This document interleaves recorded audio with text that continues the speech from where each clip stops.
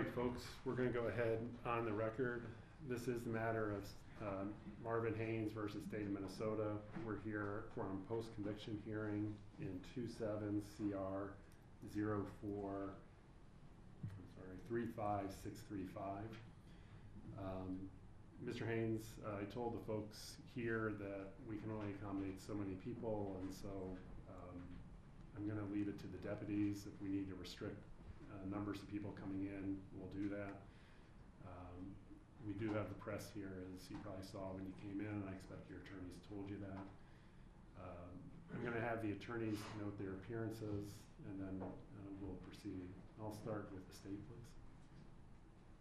Good morning, Your Honor. Anna Light, L-I-G-H-D, Assistant Hennepin County Attorney, appearing on behalf of the state. Adam Petras, P-E-T-R-A-S, also an Assistant Hennepin County Attorney, and also appearing on behalf of the state this morning. Good morning, Your Honor. Andrew Marquardt, M-A-R-K-Q-U-A-R-T, from Great North Innocence Project, appearing on behalf of petitioner Mr. Haynes. Good morning, Anna McGinn, M-C-G-I-N-N, with the Great North Innocence Project, on behalf of Mr. Haynes. Good morning, Your Honor. Jazz Hampton, J-A-Z-Z-H-A-M-P-T-O-N, here on behalf of the petitioner with the Great North Innocence Project. All right. Thank you very much. All right. Is there anything that the petitioner would like to be heard before we call witnesses? I would offer some very brief opening remarks, if you would, Your Honor. Sure. Your Honor, we're here today because Marvin Haynes has spent nearly 2 decades in prison for a crime he didn't commit. Just 16 years old at the time, Mr. Haynes was charged and ultimately convicted with the murder of Harry Schur at Jerry's Flower Shop in Minneapolis on May 16, 2004. In a case that was built primarily around 2 eyewitnesses, Marvin deviated from those witnesses' descriptions in ways that were strikingly obvious. Nevertheless, he was identified by those 2 witnesses. But they identified him in the context of a series of lineup procedures that was riddled with problems. Now, in just a little bit, you're going to hear from Dr. Nancy Steblay, who's one of the country's preeminent experts on eyewitness identifications. And she's going to explain a litany of ways in which the identification procedures in this case violated best practices and undermined any confidence in the reliability of those identifications. Put simply, that evidence never should have come into court. The fact that it did resulted in Mr. Haynes being deprived of the right to a fair trial. You're also going to hear from retired Lieutenant Michael Keefe, who was one of the principal investigators in this very case, who will tell you that he himself objected to certain of these procedures, and he did so for some of the very same reasons that Dr. Steblay is going to outline in her testimony. Later in the hearing, you're going to hear from one of the eyewitnesses himself, Robbie Seeley, who's going to testify that he never got a clear view of the perpetrator's face, and therefore he has no confidence in the identifications he made back in 2004 that contributed to Mr. Haynes' conviction. In addition to the defects in the eyewitness testimony, you'll hear evidence showing that Mr. Haynes' conviction relied in part on false evidence from teenage witnesses who were afraid of facing their own charges if they didn't cooperate with law enforcement. And based on all this evidence, we're confident that following this evidentiary hearing, the court will have ample basis to conclude that Mr. Haynes' conviction is legally and factually defective, and that it should therefore be vacated. We appreciate Your Honor's attention to this important matter and look forward to presenting our case. Thank you. Thank you. Before I hear anything from the state, folks, please make sure your phones are turned off. I don't want to have to say it again. So, all phones turned off. There's a power button on the side. Most people don't know that. You have to hold it for a second or two to have it go off, but it does work, and it'll power your phone down. All right. Thank you, Mr. Marquardt. Would the state like to make a brief statement? Briefly, Your Honor. Ms. Light. We are here today because petitioner Marvin Haynes filed a petition and then an amended petition alleging essentially 2 claims. False testimony from 3 witnesses and a due process violation based on eyewitness identification procedures in this case.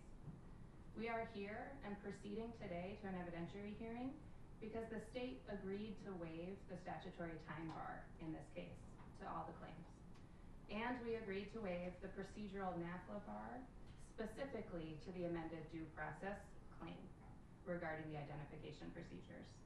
We want to make it clear to the court and to counsel that we have reserved the right to assert application of the procedural NAFLA bar specifically to the false testimony claims.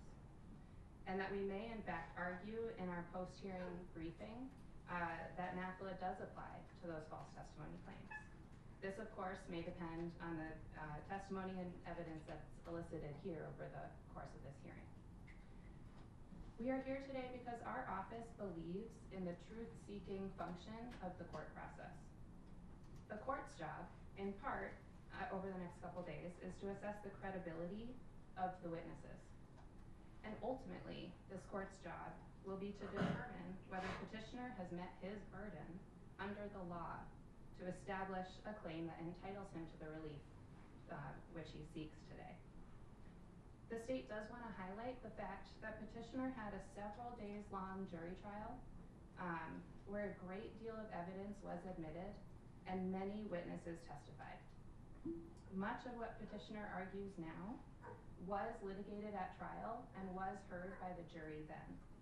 That jury, hearing all the evidence, ultimately found petitioner guilty. That determination of guilt cannot be set aside lightly.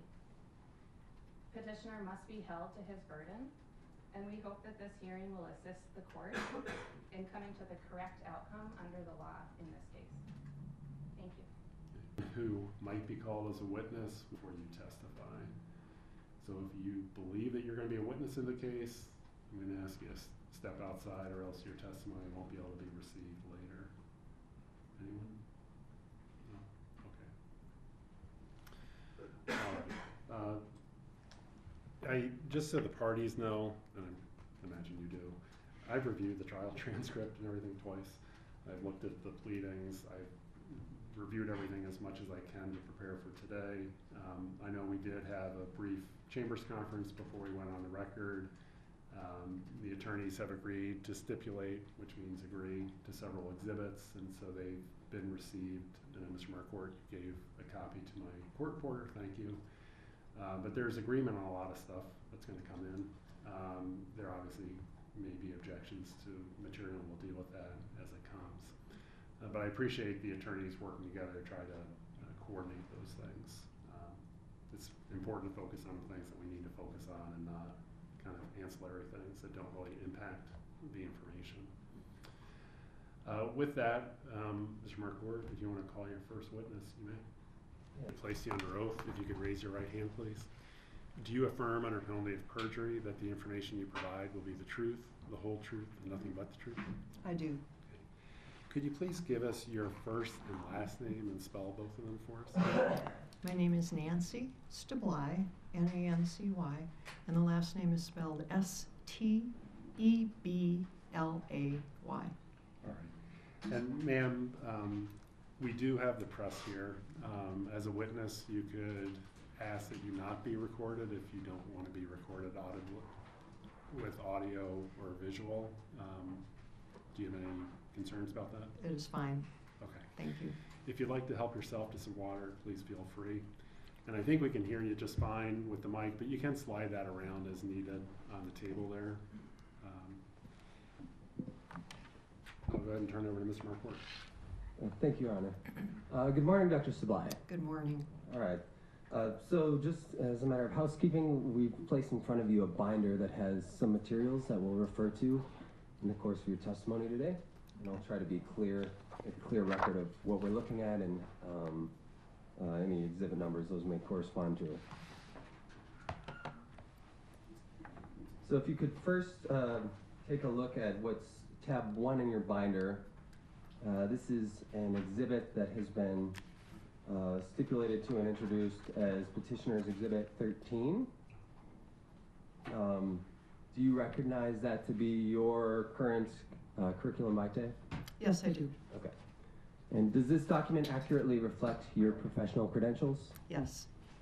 Do you have any material updates since the time that you produced this CV? No. All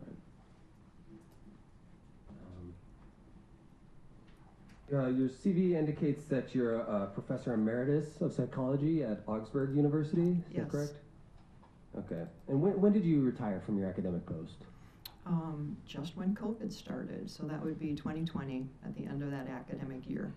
Okay. And do you still keep up to date on developments within your field? Oh, absolutely, yes. All right. And have you continued to publish academic articles since you retired? Yes, I have. Okay. Do you know approximately I'm how sorry, many you've published since 2020? Since I left in 2020, 5 articles. Okay. And is one of those articles your 2023 article entitled Verbalizations of Real Eyewitnesses During Identification Lineups? Yes. Okay. Now on page 1 of your CV, under the heading Honors, that article is listed as APA Editor's Choice Selection. What's the significance of that designation? The APA is the American Psychological Association, and for each of the journals that the association publishes, the editor is allowed to make a recommendation or nomination, a decision about an article that he or she wants to highlight as one of the best in that particular journal in the time frame. Got it. Dr. Steblay, could you please describe your education? In Minnesota. And then I went to the University of Montana, received my master's degree and my PhD, concluding in 1981. The PhD was in experimental social psychology. I spent some time working at General Mills for a year or so doing consumer research, and then I found a teaching position first at McAllister and then at Augsburg. Okay. I started as an assistant professor of psychology. Okay. And at some point, did you become a full tenured Associate professor, and then subsequently full professor with tenure, yes. Okay. And Articles that bridge psychology and law, that is psychological research in particular that addresses issues of interest in the legal area. Beyond that, we also require that the research have direct implications for policy and practice. That is, that there's some solid foundation in the research to be able to recommend policy and practice. okay. And would articles dealing with the social science surrounding issues of eyewitness identifications be the type of thing that publication might publish? Absolutely, yes. Okay. It also indicates here that you were on a peer review panel for the Office of Justice Programs with the U.S. Department of Justice. Yes. What did that involve?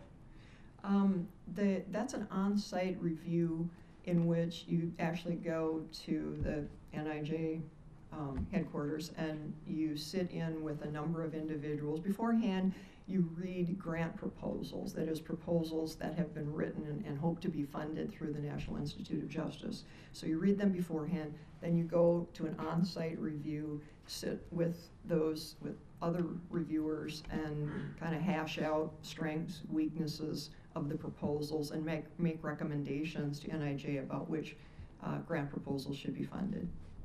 Okay. So I'm now looking at the top of page 3 on your CV. There's a heading Grant Support. I was invited to go and present eyewitness science to the particular group that invited me. Sometimes it was judges, sometimes it was law enforcement, sometimes it was attorneys, sometimes it was scientists, sometimes it was combined audiences of a mix of such individuals. And so the listing there is where I've been over past years talking about eyewitness science. Okay, and I think you answered this in your response there, but is it fair to say that you presented to groups on different sides of the criminal justice system? Yes, absolutely. Okay, including law enforcement groups? Yes. All right. Is one of the groups that invited you to present the Hennepin County Attorney's Office? Yes. Okay. How about the Minnesota Bureau of Criminal Apprehension? Yes, I did a talk and training there. Okay. Did the Minnesota County Attorneys Association invite you to present to them? Yes.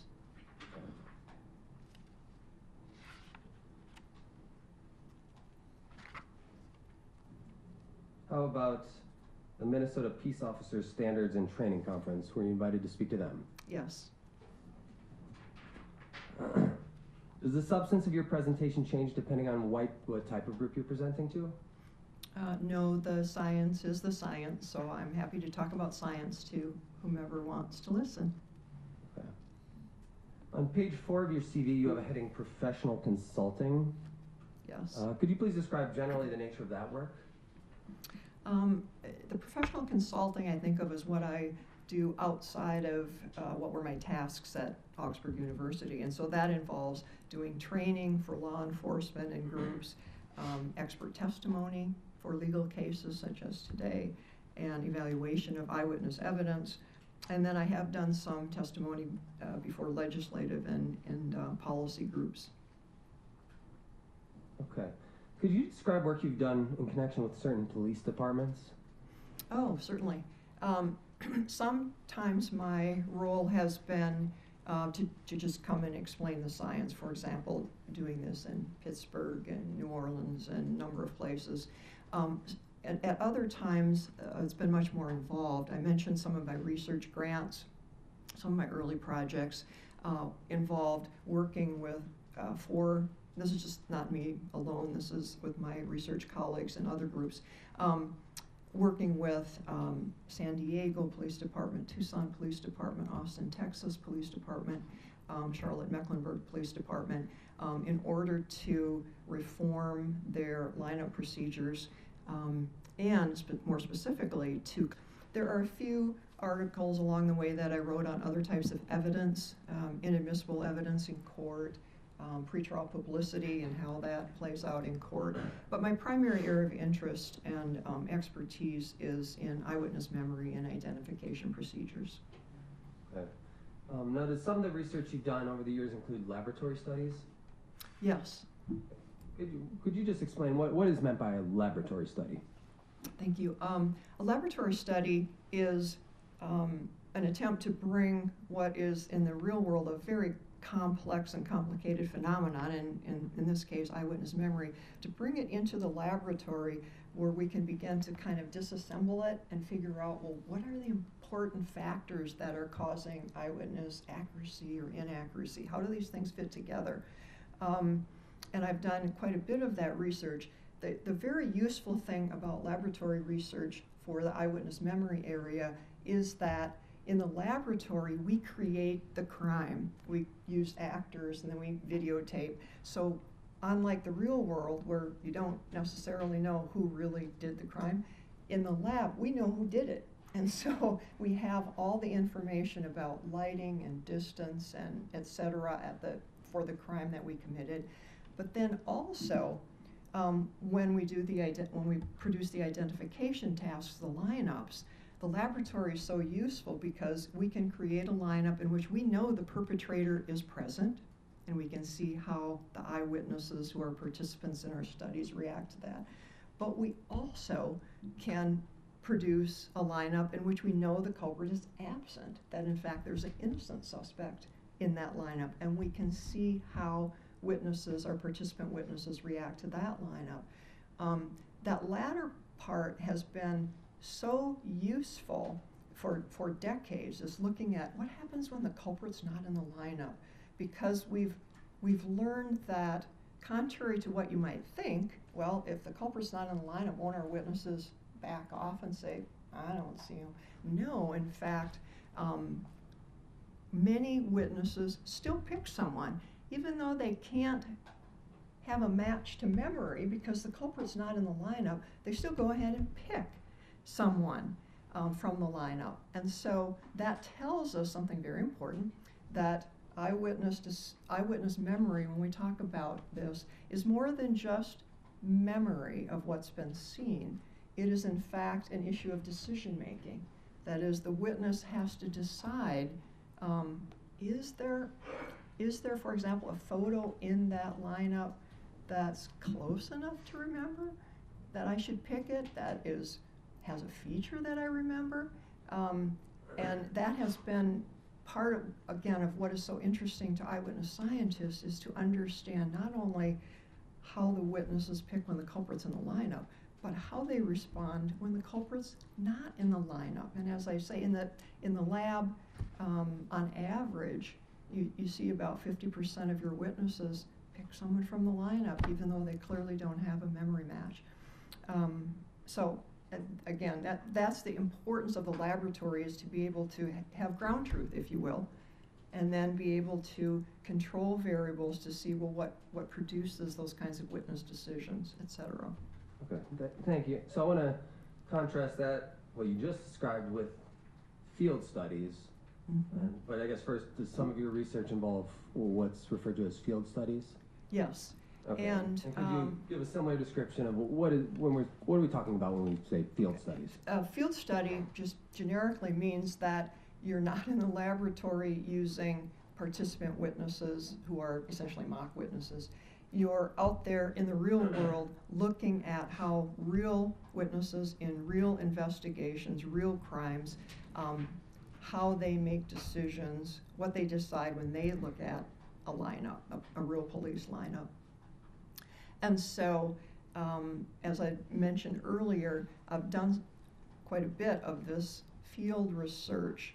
I've had the very generous offer from a number of police organizations to come in and look at their lineups and, in fact,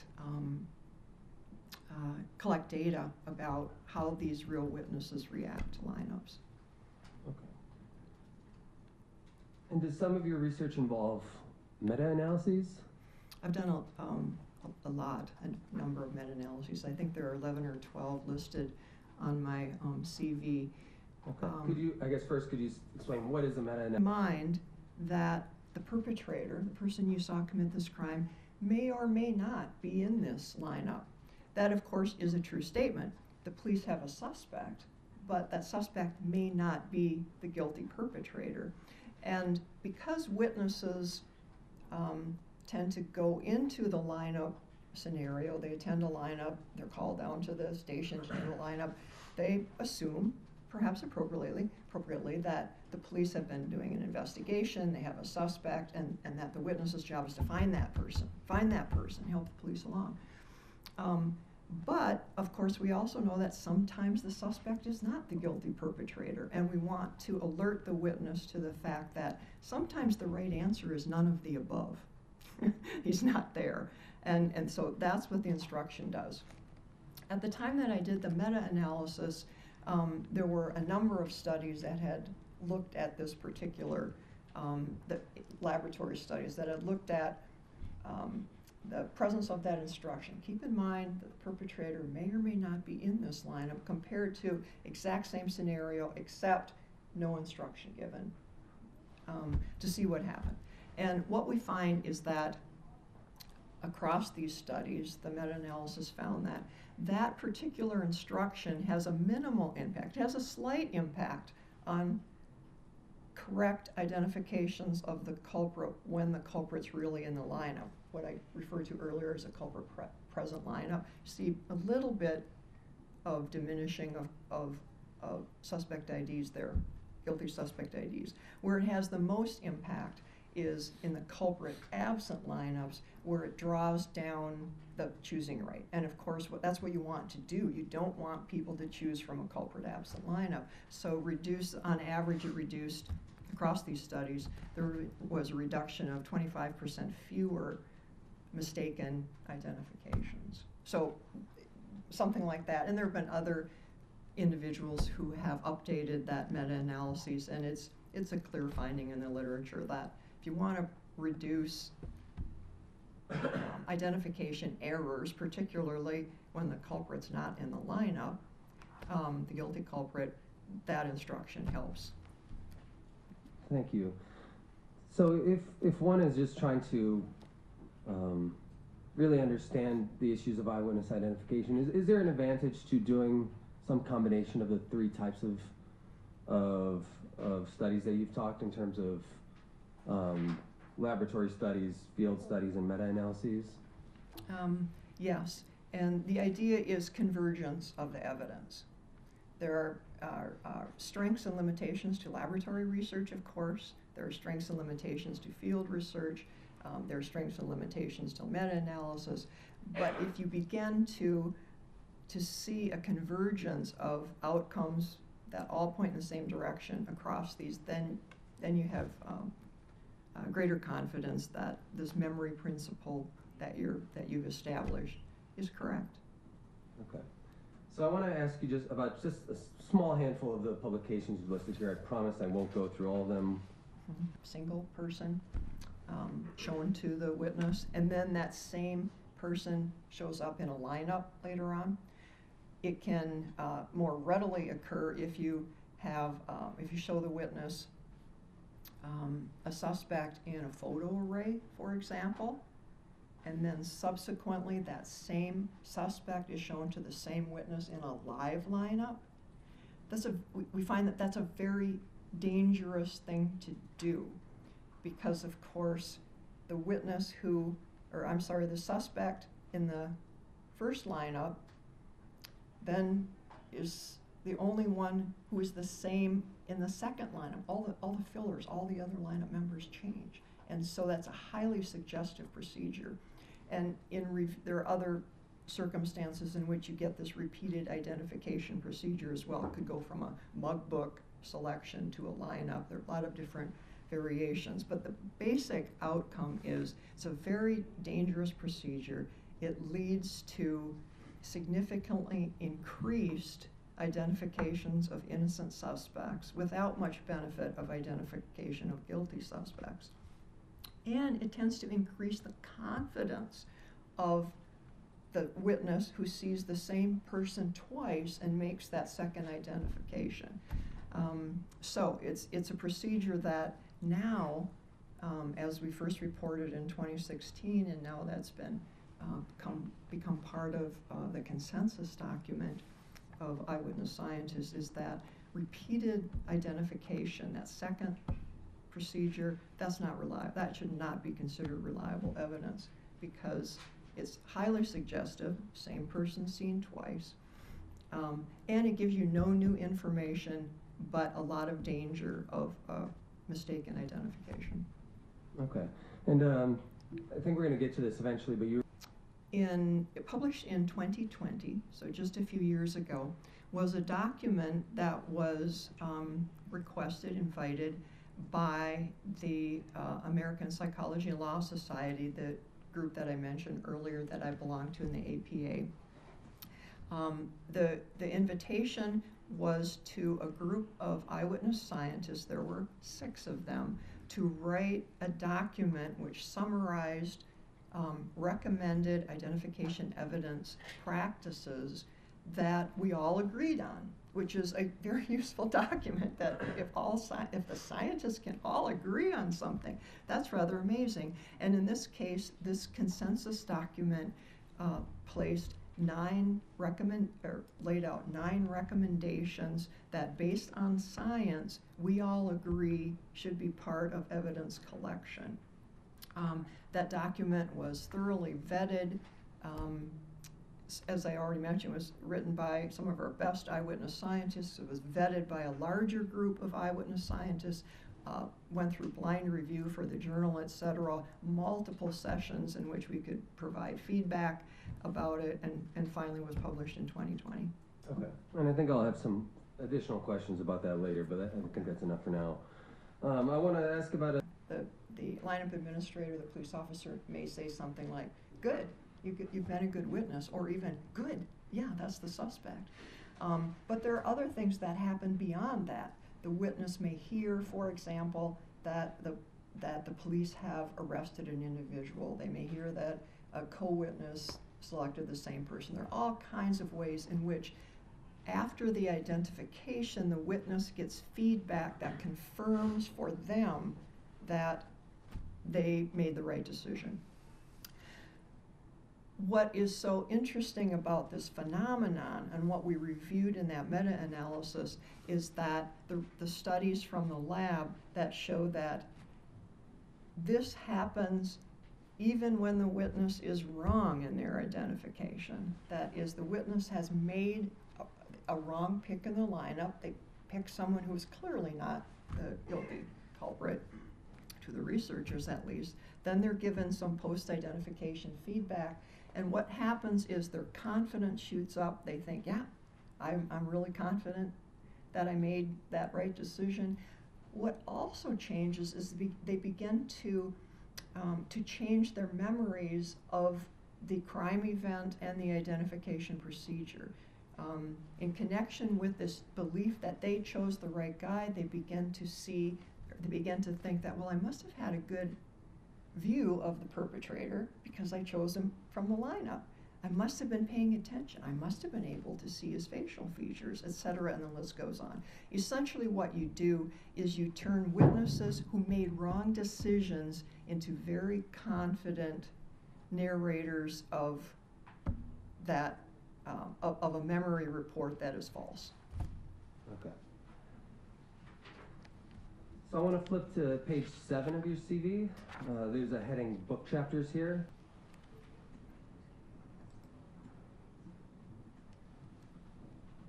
Off the record, we've looked for a bigger courtroom. We don't have a bigger courtroom. So.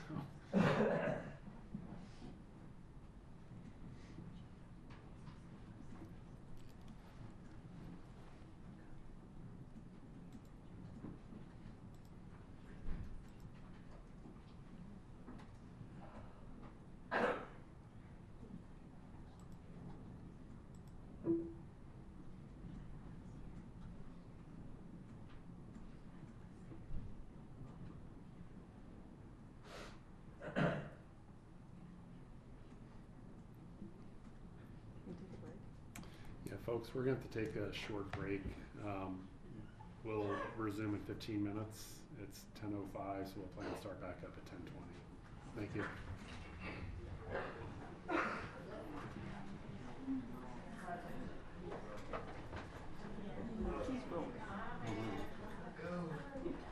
Good morning break anyway. We just took it earlier than we thought. We will go ahead and continue. Doctor, I'll remind you that you are still under oath. And Mr. Marquardt, you may continue. Thank you, Your Honor. Dr. Steblay, before the break, we're going to talk about one of the items listed under book chapters on page 7 of your CV. Yes. And I'm going to repeat it just, so we have a clean record here, but investigation, adjudication, and sentencing outcomes. Could you provide a general overview of the nature of that publication and specifically the role of your chapter that you contributed?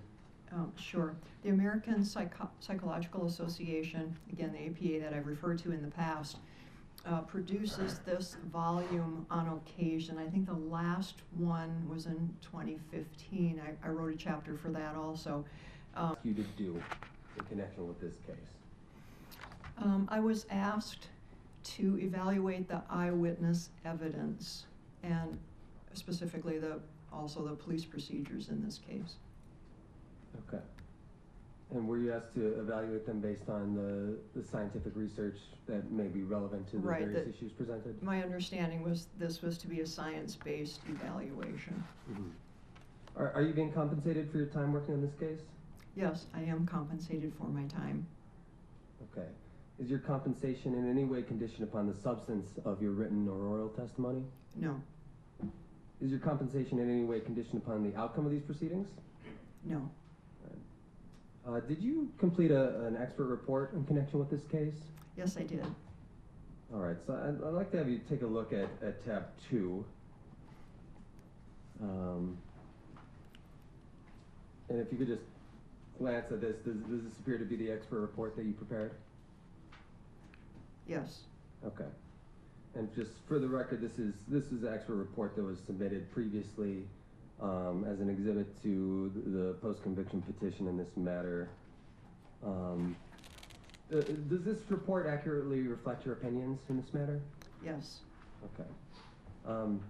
Do you need to make any corrections to the report? I noticed a couple of minor corrections that as I reviewed it, I wrote it obviously a year ago and I reviewed it for this particular Just a second. occasion. Folks, phones off. Power them down, please. When you come into the courtroom, you need to do that. Otherwise, I'm going to start having deputies take phones. And if it's better than mine, we could swap.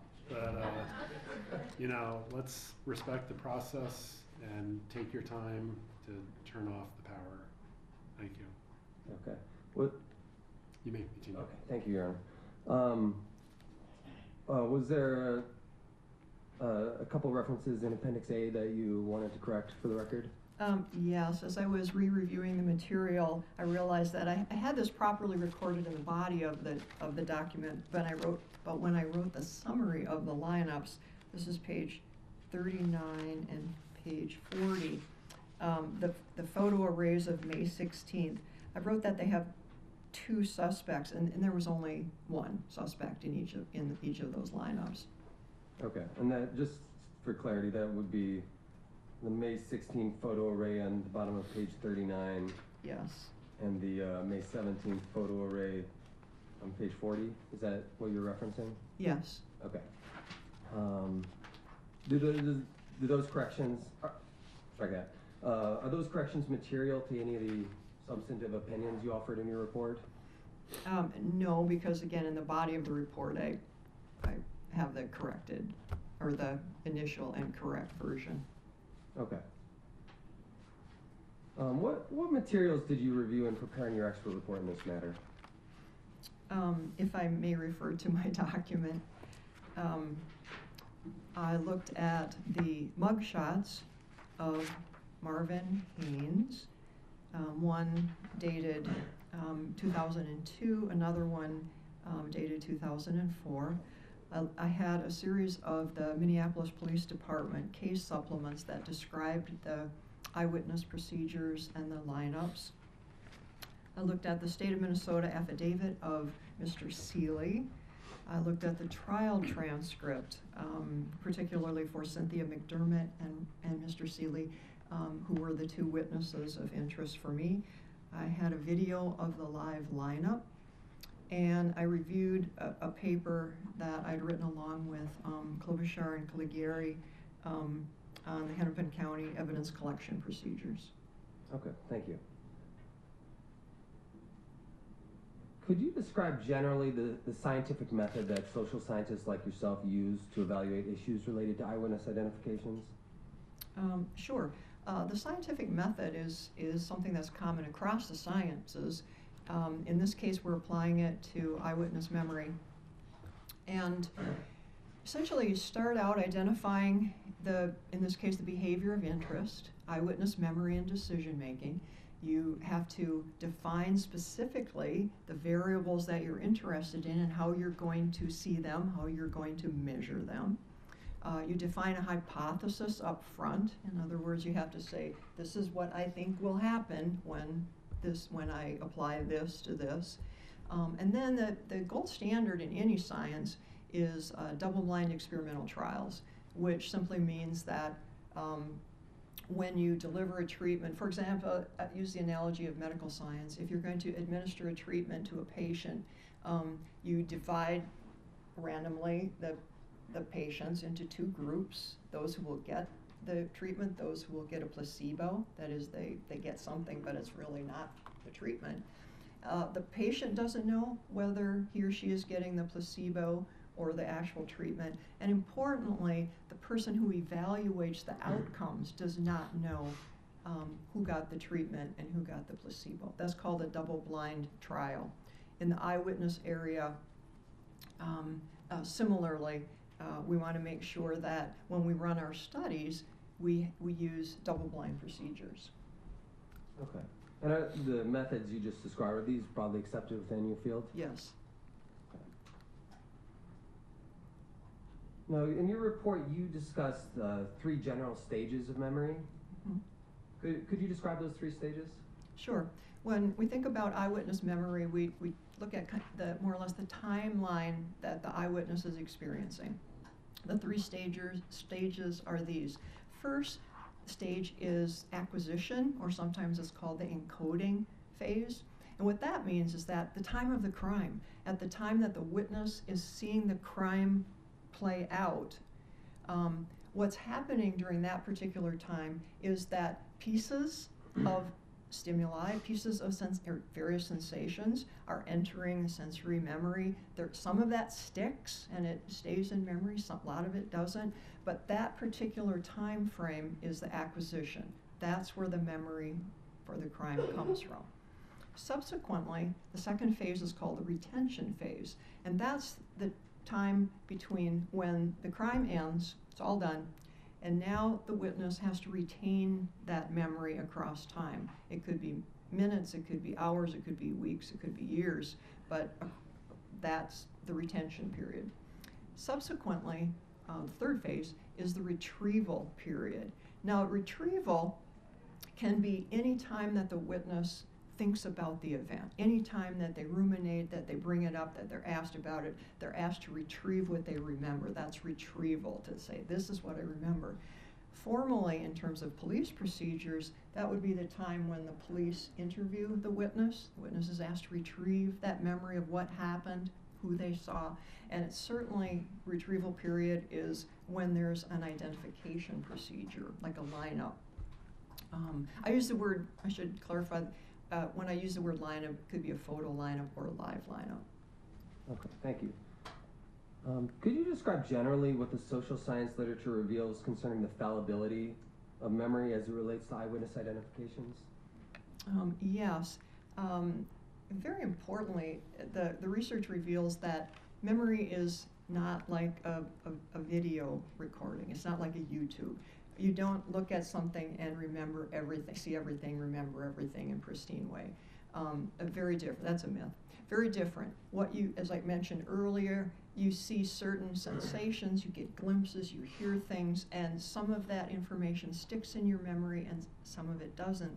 So what we've learned is that memory for a crime, an eyewitness memory, has a lot of gaps. And therefore, when the witness tries to make sense of the event after the fact, those gaps start to be filled in by information learned along the way, imagination, belief, speculation, whatever. And so memory becomes, we know, very malleable. It's easy to change, and under certain conditions, it can be wrong. It can be unreliable. Okay. Now, on page 3 of your report, you cite certain statistics concerning the prevalence of mistaken eyewitness identifications in real cases involving exonerations. What is the significance of that data? I'm going back, excuse me. Oh, yes. In real cases, we have information about how eyewitnesses behave in real cases, from 2 sources in particular. The first is DNA exoneration cases in which individuals who've been convicted of crimes, the conviction is overturned because there is DNA evidence. As researchers followed those DNA exonerations over the years, they began to pop up in the early 1990s, we saw that a major contributor to the wrongful conviction was eyewitness error. An eyewitness looked at a lineup and picked the guy, and he wasn't the guilty perpetrator. In fact, the numbers there, the first group, I think there were the first 200 DNA exoneration cases were examined, and 79% of them involved eyewitness error.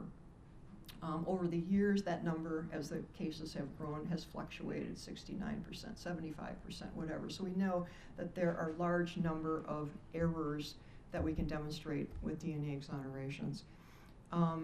Something that I can mention that's so important to eyewitness scientists about these DNA exonerations, and I alluded to this before, is that in each of those wrongful conviction cases in which there was an eyewitness error, the guilty culprit was not in the lineup. There was a police suspect, but it was an innocent person, and yet those eyewitnesses, sometimes multiple eyewitnesses in a case, not only made a choice from the lineup, but they picked the police suspect. that became very intriguing for eyewitness researchers, again, to try and figure out, well, why would they be picking when the guilty culprit's not even in the lineup? To get back to your point about the exoneration list, if you look more broadly at the National Register of Exonerations that deals with exonerations on many different kind of levels, the mistaken identification rate there is about 30%, I understand. So what we have there is information from real cases about suspect identifications that went wrong. We also, a second source, as I alluded to earlier, are these field studies in which eyewitness scientists have been invited into police departments to either look at their archival data, that is what's in their files about eyewitness identification procedures and witness decisions, or to sit with them and be a part of the process of collecting data regarding real witnesses, real identifications. Now, in this case, because these are cases, often they're open, they're not resolved through DNA or any such thing, we don't know if a suspect pick in these field cases is a correct decision or an incorrect decision, because we don't know if the suspect is guilty or innocent in these field cases. But what we do know is that if the witness picks a filler, that's wrong. We know that that's important information because the witness has just demonstrated unreliable memory and a willingness to pick someone who's an innocent person. I haven't explained this yet, but a filler is one of the individuals in the lineup who is not the suspect when it's a known innocent person. And what we find, excuse me, there are 11 of these field studies available that have documented how witnesses pick. Do they pick the suspect? Do they pick a filler? Do they make no decision at all? And of interest is that if you look at witnesses who pick from the lineup, who make the decision that they're going to pick somebody, 36.7%, so let's call it 37%, pick a filler. They pick a filler. So that's over 1/3 of these real witnesses who are picking someone who we know to be innocent. Goes back to what I mentioned earlier about witnesses have a very hard time discerning when the guilty person is not in the lineup, and they tend to pick. Okay. And what does it tell us if a witness selects a filler during an identification procedure? Well, in any identification procedure, there are two pieces of information that the investigation is going to get.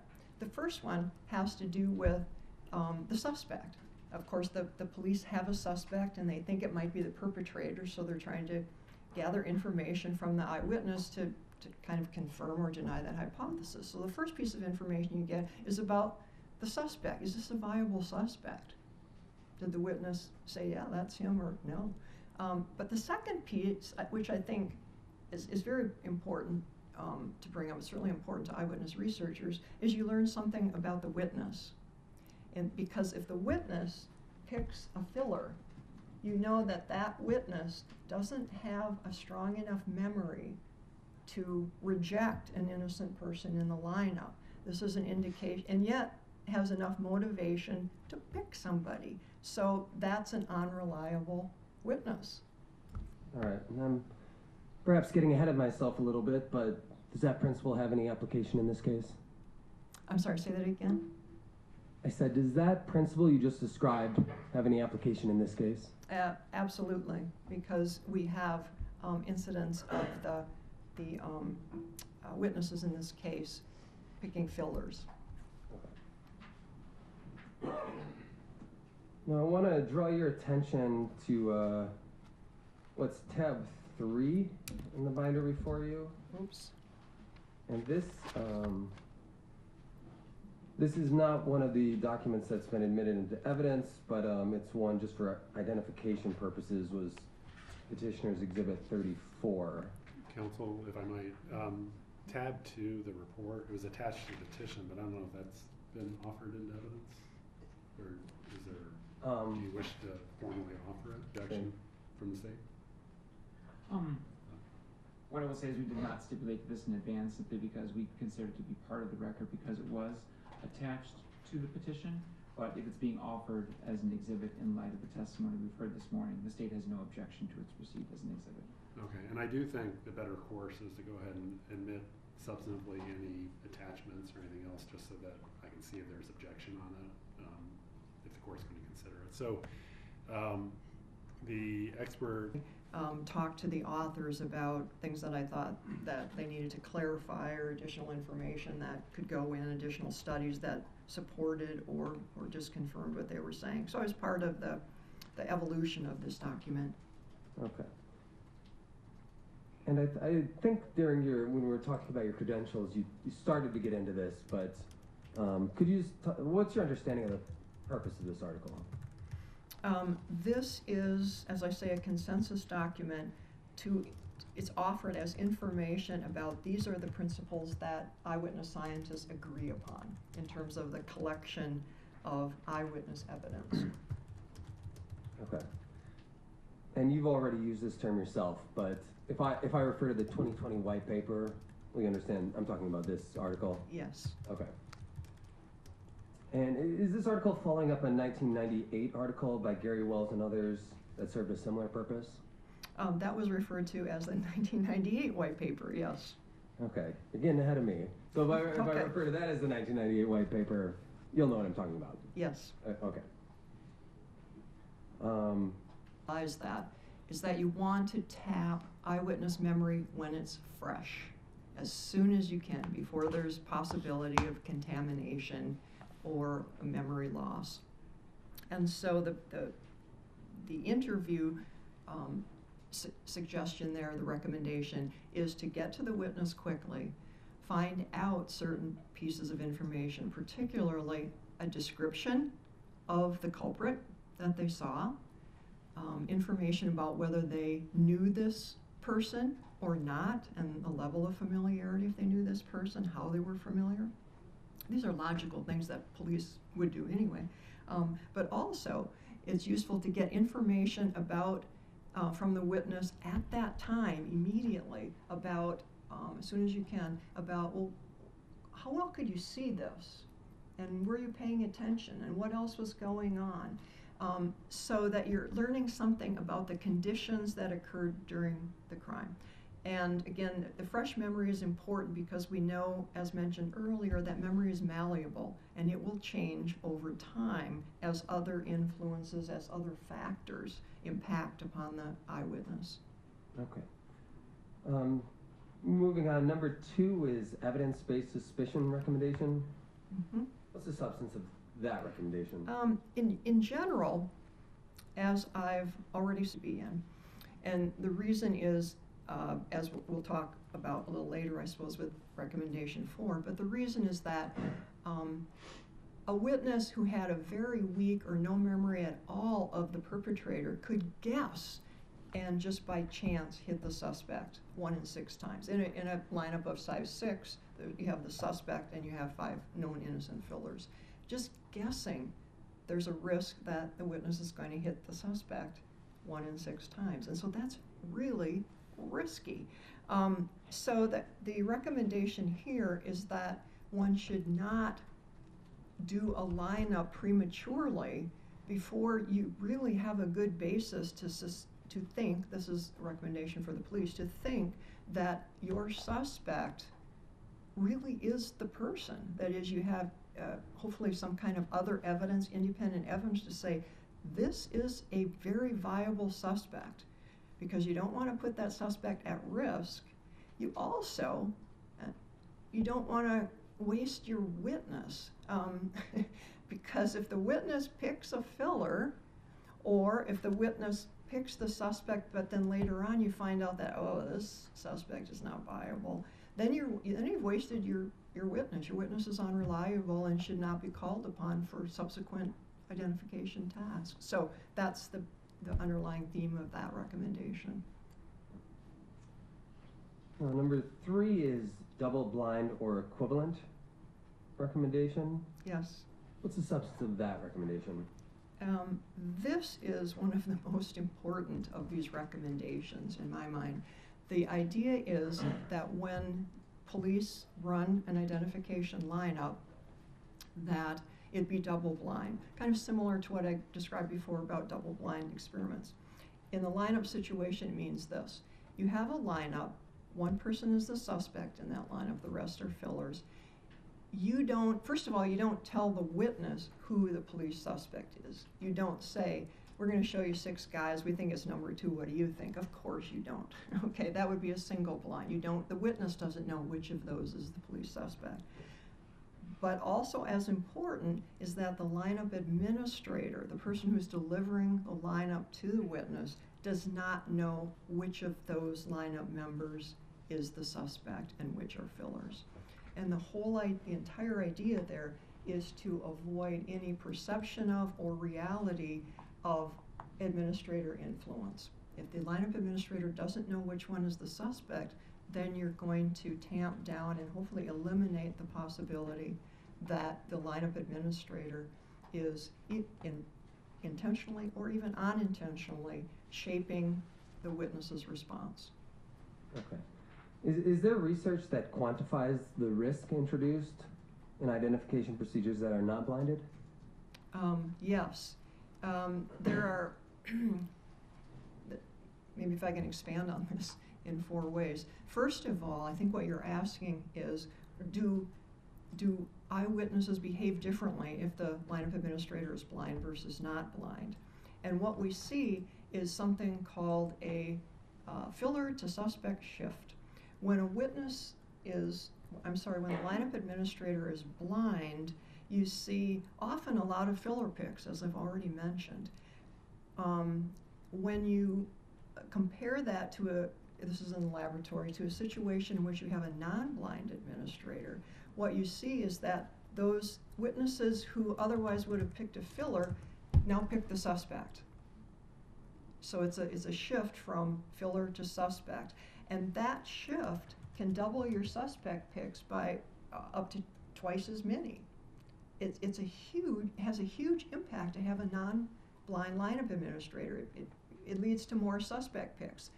Important point being, that's both guilty and innocent suspects. You're getting dramatically more suspect picks. You're moving witnesses away from the fillers, you're steering them to the suspect, and therefore you're getting both guilty and innocent suspects more often to be identified. The second point then is, well, how does that happen? And the research has demonstrated that it clearly is the influence of the lineup administrator. Sometimes, and often very subtle, smiles, gestures,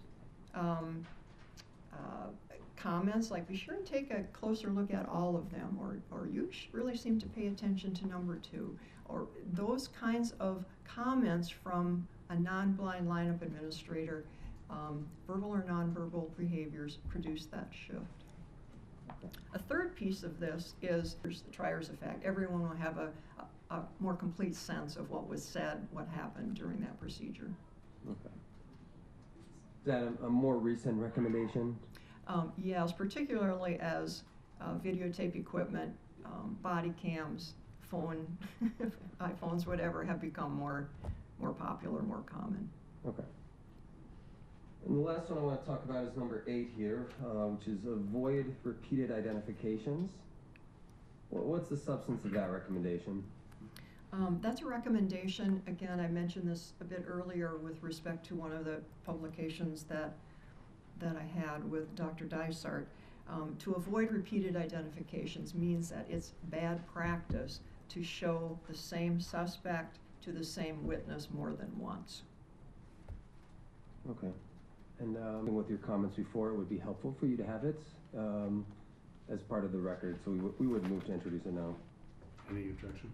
There is, Your Honor. We don't feel this is any different than, a copy of the Neal v. Bigger Supreme Court decision. This is authority that this court is able to rely on, but we don't see a need. Okay, I'll go ahead and make an exhibit, and I'll overrule the objection.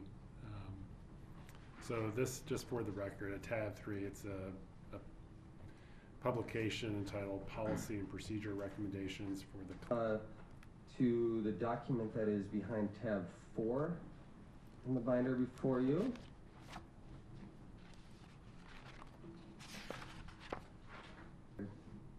That you co-authored? Yes. Okay. And you're familiar with this article? Yes. Is there any objection from, you said you are offering this? I was going to, so I will do it now. We would offer this as Petitioner's Exhibit 33. 33. Is it your understanding that, I guess now, Senator Klobuchar was the Hennepin County attorney at the time this article was published? Yes. Okay. I can't remember, forgive me if I said this, this article's from 2006? Is Yes. that correct? Okay. Could you describe the general background giving rise to this article? Certainly. As far as my role in it, my understanding is that County Attorney Amy Klobuchar had become interested in the recommendations that scientists were offering for better lineup procedures, so she familiarized herself in whatever way she did, and came to believe that these were better procedures, they were worth giving it a try. So she initiated a pilot project in 4 cities of Hennepin County in which the police chiefs agreed to try these new procedures called double-blind sequential lineups. I heard about this project kind of after the fact. A colleague at Augsburg said, hey, I heard County Attorney Klobuchar, I don't know if it was radio, TV, news, whatever, but she's doing a double-blind sequential procedure, a pilot project. And I was very excited, so I called up the Hennepin County Attorney's Office. I can't even remember now who I talked to. But I basically said, you should collect data, and I will do it for free. and they called back a week or so later and said, you're on, let's do this. And so I became the person who looked at the lineup reports and tallied the outcomes. Okay. And what's your understanding of the purpose of the pilot study? The purpose, as I understand it, was to see if, well, again, I mentioned that I believe there was already a recognition that particularly double-blind sequential procedures would be more effective at making sure that we had an independent assessment of witness memory uninfluenced by the lineup administrator. But there was a question about, well, these procedures that these scientists are recommending, are they really practicable? Could you put them into practice? Or would we maybe lose a lot of IDs, or they'd be impossible to implement? In other words, at that time, it was 2003 approximately, there were some real questions about logistics. Can we really make this work? Is this going to turn out okay? So it was an issue of how can this work, and will it be acceptable to our police chiefs and the county attorney? And the pilot project was meant to find out. Okay. Now you mentioned that there were a few local police departments who participated. Was one of those the Minneapolis Police Department? Yes, it was. Okay. And did the Hennepin County Attorney's Office create a protocol instructing investigators participating in participating departments on how to conduct these photo lineups? Yes, they did. Okay. Is it your understanding that the pilot project was underway at the time of the lineup procedures in the case of Mr. Haynes? Yes, the timeline, I don't remember that case specifically in terms of my coding it, but the timeline is correct. Okay. Could you describe, you talked about what the purpose was and what you were trying to assess. Could you describe the high-level takeaways from the study? Sure. I think the most interesting outcomes were we looked at suspect identifications, filler identifications, no IDs. And we also divided that into witnesses who claimed to not know the person, the criminal, stranger IDs, and those that were familiar. And we were able then to provide the eyewitness world, as well as the Hennepin County Attorney's Office, with an assessment of this procedure. And they deemed the procedure to be actually very easy to implement and with the acceptable identification levels. Okay. So I'd like to draw your attention to page 393 of that document, under the heading Protocol and Training, which in this section continues through the top of page 395. Okay, yes. Does this reflect content from the Hennepin County Attorney's Office protocol for lineups in connection with the pilot program? Yes, it does. Okay. On page 393, it says the Hennepin County Attorney's Office employed the following employed the following 5 principles for its blind sequential lineup protocol. The first 3 were already part of the police department's procedures. And then it walks through 5 principles. So I'd like to walk through these with you. Okay. So first is effective use of fillers, foils. What's the substance of that principle? That there would only be 1 suspect per lineup and 5 known innocent fillers. Okay. And is that consistent with what we were talking about from the 2020 white paper? Yes, that's Okay. good policy. Second is cautionary instruction. What's the substance of that principle? That's the cautionary instruction I mentioned earlier, to tell the witness prior to the lineup that the perpetrator that was seen may or may not be in the lineup. Okay. Is that also consistent with the 2020 white paper? Yes, it is. The third is confidence statement. What's Yes. the substance of that principle? The idea was to get a statement of the witness's confidence immediately when the witness made an ID, and record that, preferably in the witness's own words and before any feedback from a police detective or anyone. Okay, how about that one? Is that one consistent with the 2020 white paper? Yes. Fourth is blind administration. What's the substance of that principle? That, as I talked about before, was to make sure that the lineup administrator did not know in the lineup which one was the suspect and which ones were fillers. And it also includes here that the witness is actually told that the lineup administrator does not know which one is the suspect. Okay. And that one is that one consistent with the 2020 white paper? Yes, it is. Okay, and then the last one here is sequential presentation. What's the substance of that principle? The idea of that is that rather than using a traditional technique, often a lineup traditionally, and it's still in many jurisdictions, is 6 photos all at the same time. And then the witness makes a pick. The idea of the sequential procedure was that it would be better to have the witness respond to each photo independent of the others.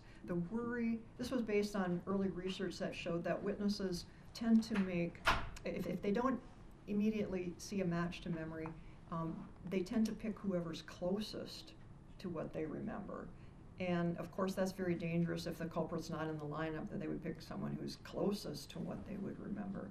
And so the notion was to tamp down that relative judgment. We should show 1 picture at a time. The witness makes a decision, yes, no, or I'm not sure.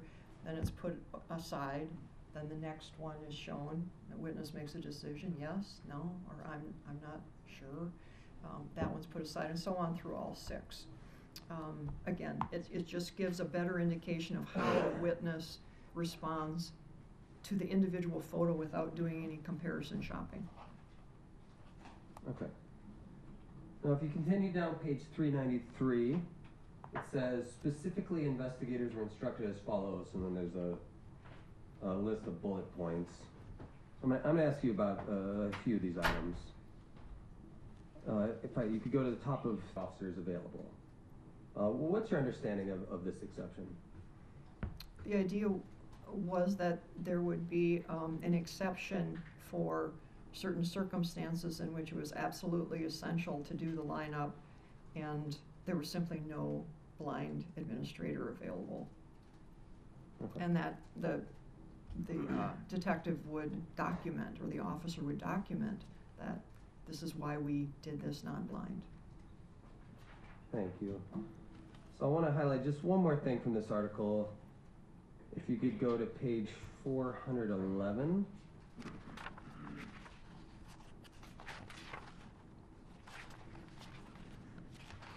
And about halfway down that page, there's a paragraph that starts, a positive outcome for Hennepin County is the low filler choice rate, suggesting a reduction in guessing and an increase in protection for innocent suspects.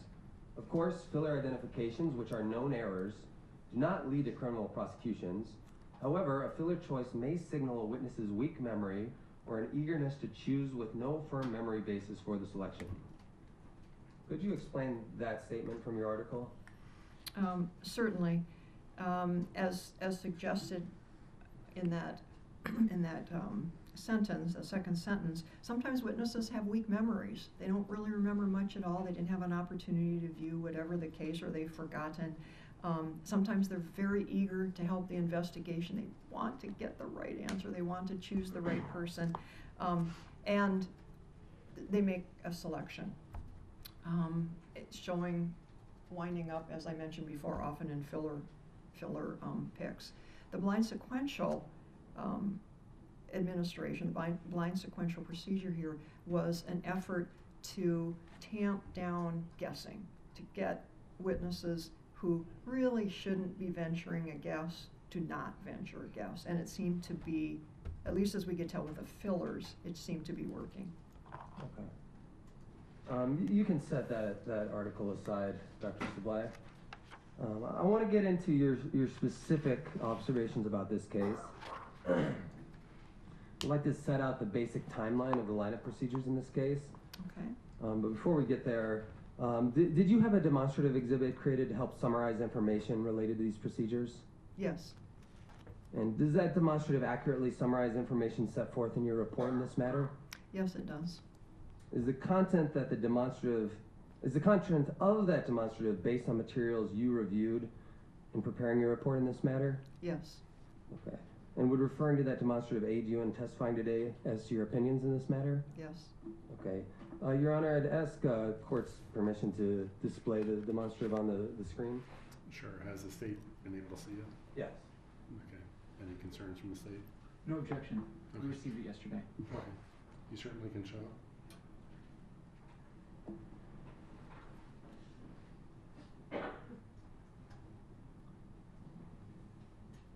And I'm going to apologize. Yeah, you may have to use the swivel function on your chair a little bit here. Oh yeah, I can. And doctor, there's a handheld microphone there as you turn. Is that on? Yeah. Just when you turn, that way we can still All right. be sure to Thank hear you, Your Honor. All right, just level set a little bit here. Is it your understanding that the murder in this case occurred on May 16th, 2004? Yes. Okay. Now we're gonna walk through the various lineup procedures here. What was the first lineup procedure? You want me just to walk down? Oh, just I guess I can ask him more. What was the date of the first lineup procedure? What was the date? Sunday, May 16th. Okay. And that was Miss Cynthia McDermott was the witness for that lineup? Yes. Okay. Do you recall what her general role was in this case? She was the clerk in the flower shop, who she waited on the shooter as a customer first for some matter of minutes, and then he pulled a gun on her, demanded the money. Ultimately, her brother came from the back of the store, and as she took the opportunity to run out of the store, she heard the shots that killed her brother. Okay. Now, was this first lineup, was it conducted in a double-blind manner? Yes. Okay. And how many suspects were included in this first lineup? Just one. Okay. Do you recall if Marvin Haynes was included in this first lineup? No, he was not. Okay. Did Miss McDermott make an identification in connection with that first lineup? She said that two of the lineup members looked familiar. Okay. But there was not an identification definitive, as reported by the police officer. Okay. Now, in your report, did you note any other concerns with this first lineup procedure? As noted at the bottom there was no documentation that I saw in the officer's write-up about what kind of instructions were issued to the witness. Okay. What was the second lineup procedure? What day was that? Next day, So one day later, and oddly, the police showed the same lineup again to the same witness. Just larger photos this time, as I understand it. Okay. And was that also conducted in a double-blind manner? Yes, it was. Okay. So I'm going to, we're going to toggle a little bit here, but if I could, if you still have that binder in front of you, draw your attention to tab 5.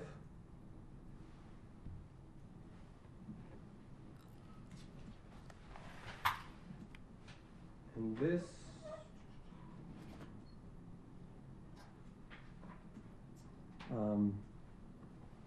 this has been admitted into evidence already as Petitioner's Exhibit 19.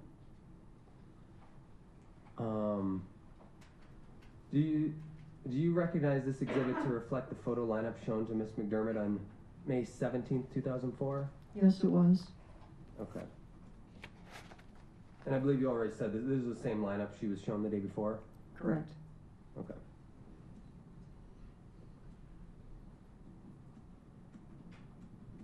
And you said it was the same lineup. So again, just one suspect in this lineup. Correct. Same as the day before. Okay. Yes. Now was Marvin Haynes included in this lineup? No, he was not. All right. And did Miss McDermott make an identification this time around? She did. She picked a filler. Okay. And do you recall whether there's a documented statement of her confidence level? Yes, the officer recorded that she said she was 75 to 80% confident in that identification. All right, I'd like to draw your attention to tab 6 of your binder.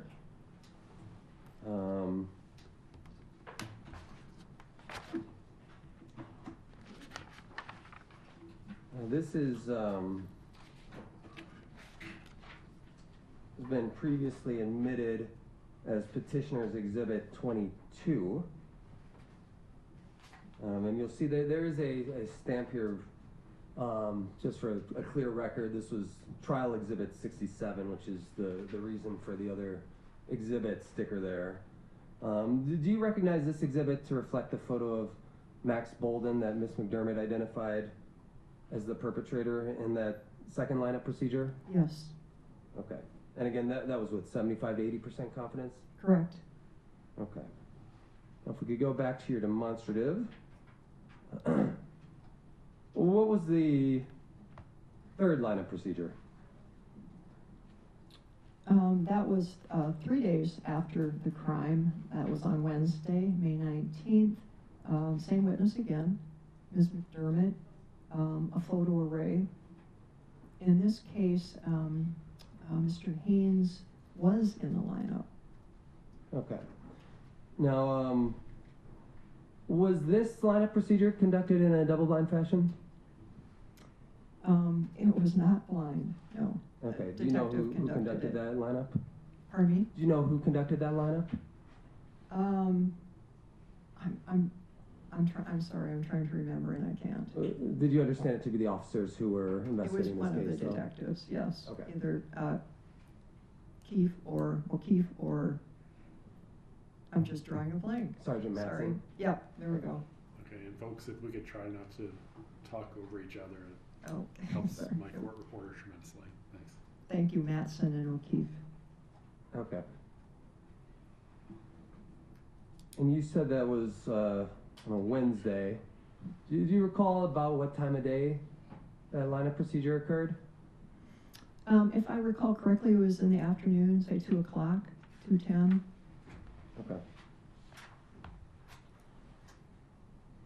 Now you said that in preparing your report you reviewed police reports, Yes. documenting the various lineup procedures? Yes, I did. Okay. Now did the police report summarizing this procedure document a justification for conducting this lineup in a non-blind manner? Not that I recall, no.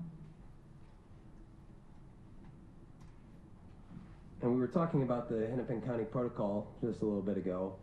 Do you know whether that was a violation of that protocol? Yes. Now, how many suspects were included in this third lineup procedure? There were 2 suspects. Okay. And I believe you already said that one of those was Mr. Haynes? Right. Okay.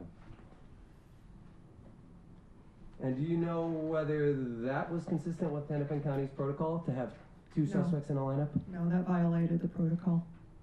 Okay.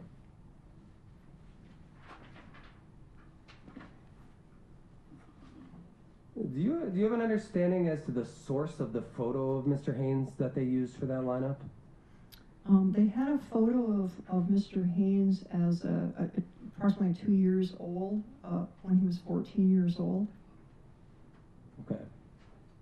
And do you recall if that photo differed in any material ways from his appearance in May 2004? Very much so. What was most noticeable is that he, in his 2016, at the time of that incident, in that time frame, he had dramatically longer hair, and in the old photo, he had very close cropped hair. He also had a slight mustache in the newer photo, which was absent in the older photo. Okay. Now, did Ms. McDermott make an identification in connection with this third photo lineup? Yes, she did. She made an identification of that old photo. Okay. Now, did you note any other concerns with this lineup procedure? As noted at the bottom, that there was no information about the instructions given to the witness at the time of the lineup, and the witness's confidence in that identification was not documented. Okay. Do you know if, based on the Hennepin County protocol, they were supposed to document the confidence level? Yes, they were. Okay. Now we're going to flip back to your binder. If you could look at tab 7. This has been previously admitted as Petitioner's Exhibit 20. Identification of that photo? Yes, I see that. All right. Now, could you identify the date of this photograph? Oh, the date of the photograph. Of the Let's photograph, see. yes.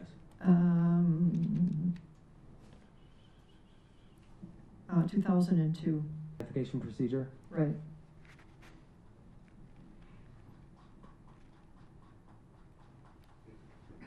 Do you have and you talked about some of the ways that his appearance differed here from his Yes. appearance in 2004. Do you have an opinion as to whether it was consistent with best practices for law enforcement to use this earlier mugshot instead of a contemporaneous mugshot? No, it was a violation of best practice. Okay. Why? Well, they had an available contemporaneous photo that looked substantially different from this one, and that the appearance of Marvin Haynes at the time was substantially different from what the witness had described at the time of the crime as the perpetrator. So according to best practices, they should have built the lineup around Marvin Haynes' appearance at that time. All right, if we could go back to your demonstrative. Before we leave this tab 7, I just want to note, Doctor, looking at these photos, obviously there's the heading that says Hennepin County Sheriff's Office, there's information down at the bottom. Is it your understanding during the photo array that was shown to Ms. McDermott, none of that information was presented, it was just the photo? Correct, just the Okay. photo. I just don't want people to have a misunderstanding about Yes. what's contained on the paper. Okay. Thank you for that clarification, Your Honor. Sure. I think we're back at your demonstrative now, so if we can move on to the 4th lineup procedure. There's a photo lineup shown to Robbie Seeley. I guess before we talk to you, do you remember what Mr. Seeley's general role was in this case? Mr. Steblay, at the time, I think he was a 14-year-old boy, if I'm correct, said he was walking near the flower shop and heard the shots, saw someone running from his estimate was 30 to 40 feet away, and later, when he heard about the crime, called the police to say that he had seen this individual. Okay. And is it your understanding that he was shown the same photo lineup as Miss McDermott that day? Yes. All right. Was this one conducted in a blind manner? It was, yes. Okay. You used the same photograph of Mr. Haynes that we discussed? Yes, an old photograph. All right. So if we could go back to your binder, tab 8.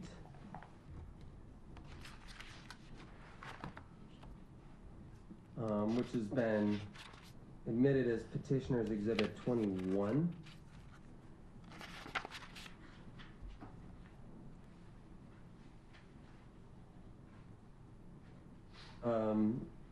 Is it your understanding that this is the lineup that Mr. Seeley was shown? Yes. Okay, and just real quick, if we go to page 5 of that one, there's some initials and a date at the top. Is it your understanding that that's an indication of Mr. Seeley having chosen that photo? Yes. Okay. You're at tab 8 again, or are you? Tab 8. Okay. Yep. Thanks. I thought you said tab 9, but I must have misunderstood. That may have been my error. I intended tab 8. Okay. Okay. And we can go back to the demonstrative.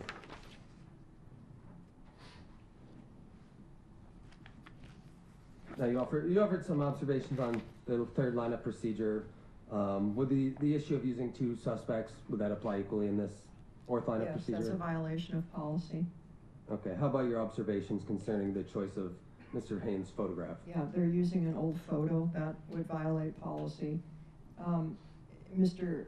Seeley also identified a filler. So he Okay, I identified- was gonna ask you that next. Well, so. I'll wait for you to ask. Okay.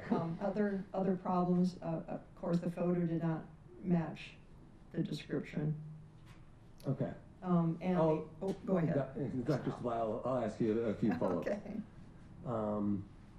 I want to stick with, you did indicate in your reports and in your demonstrative that Mr. Seeley paid some attention to a filler. Could you describe what that issue was here? If I recall correctly, he was reporting on that he had seen the robber, the same guy, earlier in the day, and the individual had, I think he said, mean mugged him, and was with another individual. And so in identifying, I believe it was number 6 in the lineup, he said that's not the robber, but that's the guy that he was with when I saw them earlier in the day. Okay.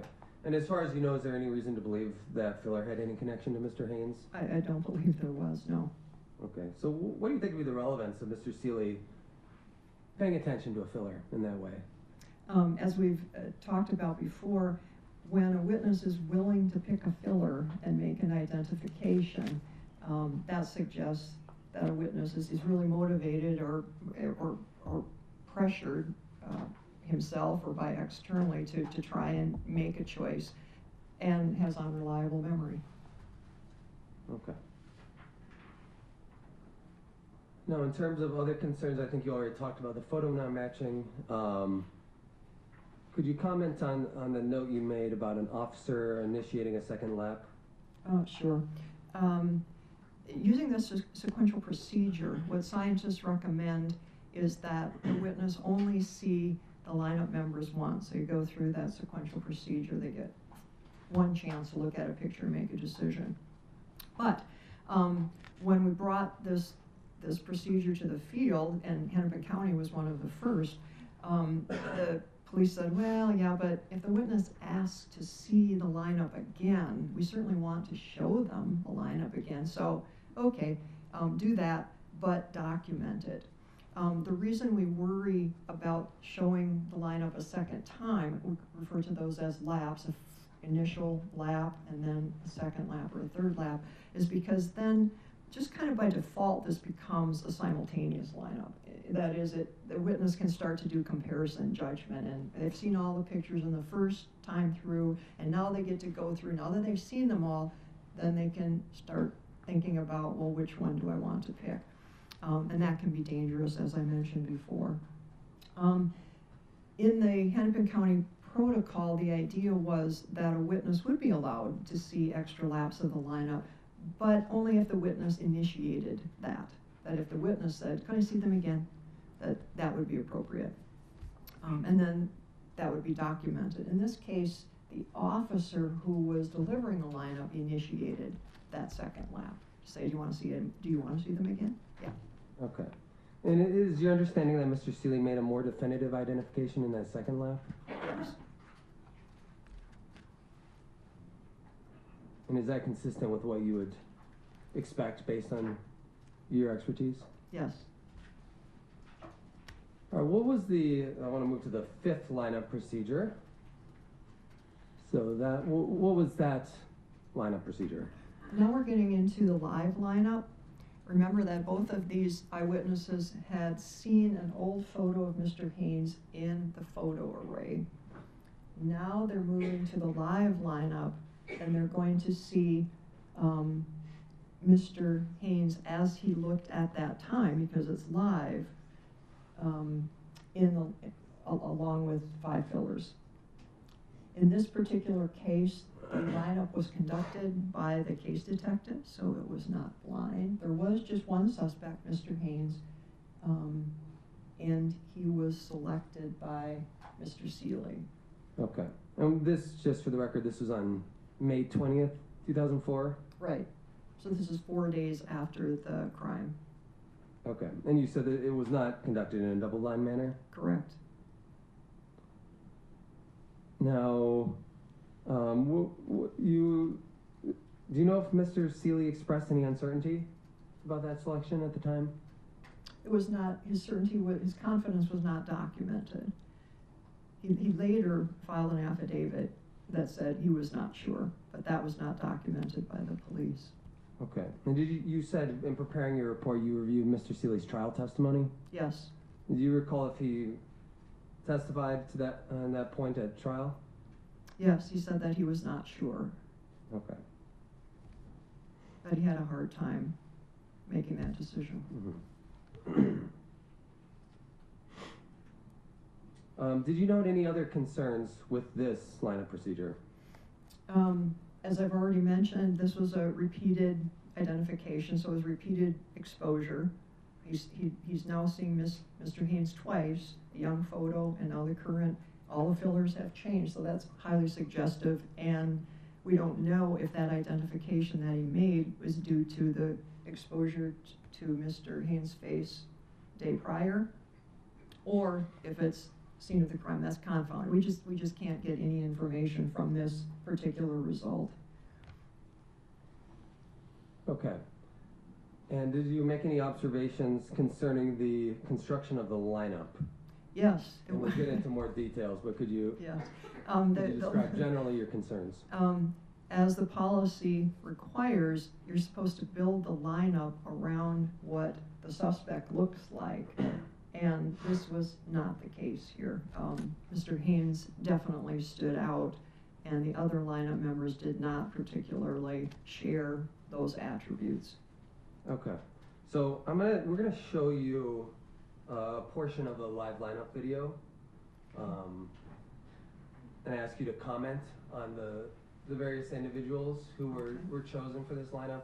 So for the record, this has already been admitted as Petitioner's Exhibit 15. And we're gonna play this from the beginning, and we'll pause it after each individual, and I'll ask some questions.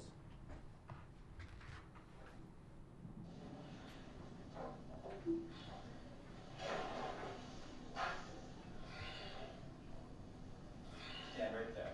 Okay. Okay. Stand right there. Look straight ahead. Okay.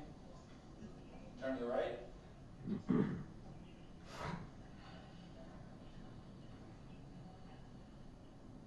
Then turn back.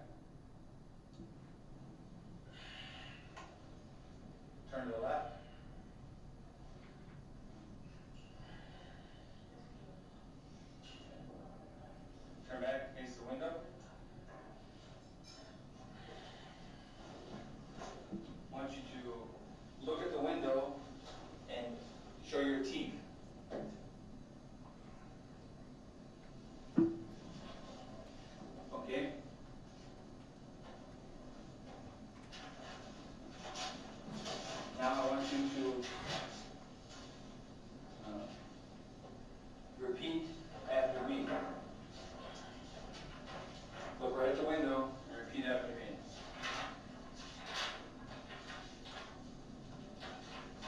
Say in a loud and demanding voice, don't move. Don't move. Where's the tape? Where's the tape? This is no joke. This is no joke. I want the money. I want the money. No till. Say no till. No till. I want the money that is hidden here. I want the money that is hidden here. Okay, that's it for this one. Thank you. We'll have you come back again for the second witness.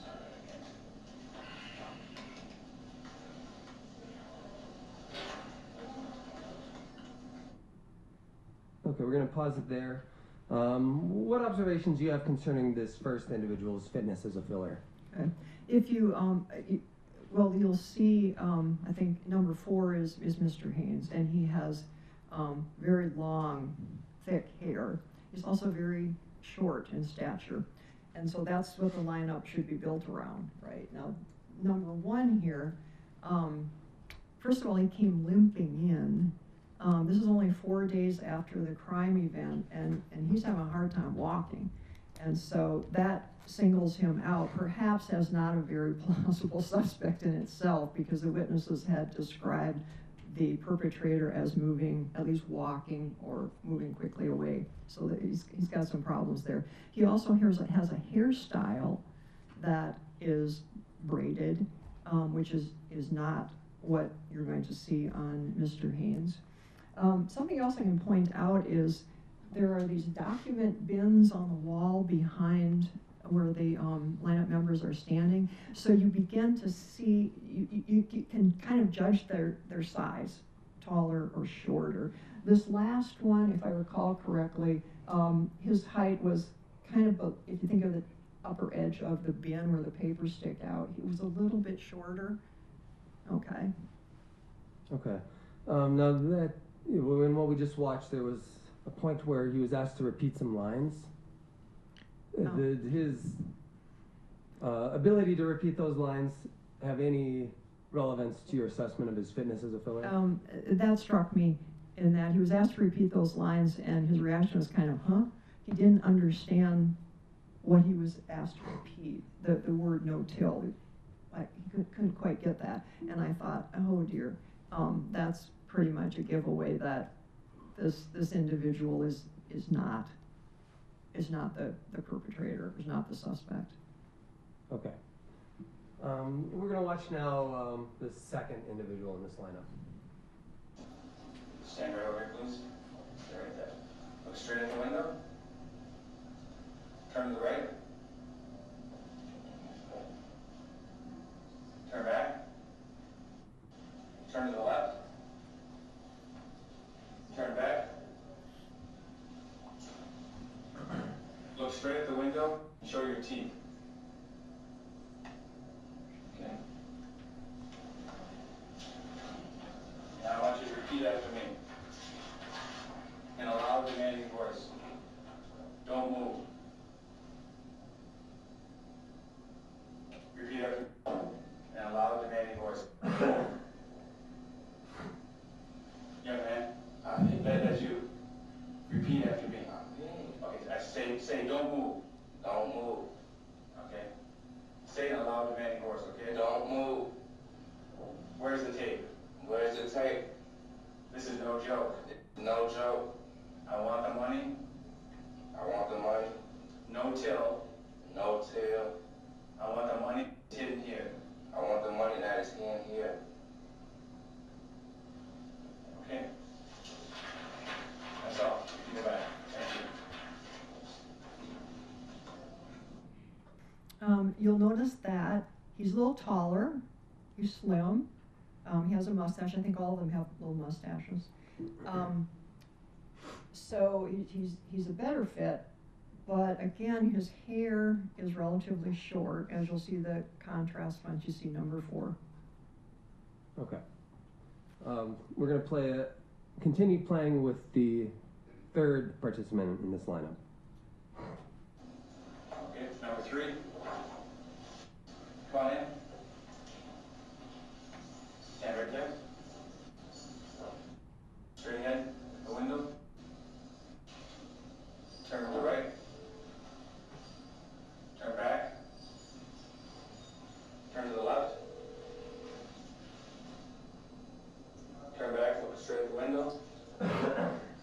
teeth? That's it? Hold on just 1 second. I want you to repeat after me. And a loud demanding voice say, don't move. Don't move. Where's the tape? Where's the tape?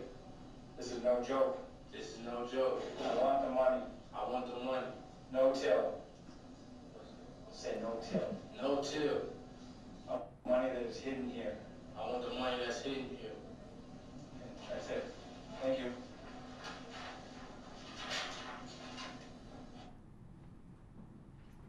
All right, do you have any observations concerning the third individual's fitness as a filler? In this one, again, you see an individual who obviously doesn't understand what he's asked to repeat. You see that he's quite tall. He's one of the tallest amongst them. And his hair is not as Mr. Haynes's hair was at the time. It's kind of short on one side and longer on the other. Okay. We'll watch a clip of the fourth individual, which is Marvin Haynes. Number 4. Corner Marvin, stand right there. Stand right there. Look straight at the window. Turn to the right. Turn back. Turn to the left. Turn back, face the window. Look straight at the window. Show your teeth. Okay, close your mouth and repeat after me. Don't move. In a loud demanding voice, repeat after me. Don't move. Where's the tape? Where's the tape? This is no joke. This is no joke. I want the money. I want the money. No till. No chill. I want the money that is hidden here.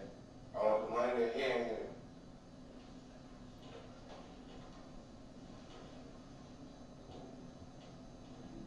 Okay? That's it, Marvin. Okay, you're done. Number. All right, did you observe anything different about Mr. Haynes' introduction as compared to the fillers? Yes, twice he was called by name. Marvin. Okay. They didn't call the fillers by name? No. Did you have any observations concerning his appearance as compared to the fillers? Yes, I was struck by how small framed he was. He's short, he's small, compared to the fillers, certainly. Okay. Any observations concerning his hair? Yes, as compared to there the we fillers? see the hair. There's a lot of hair.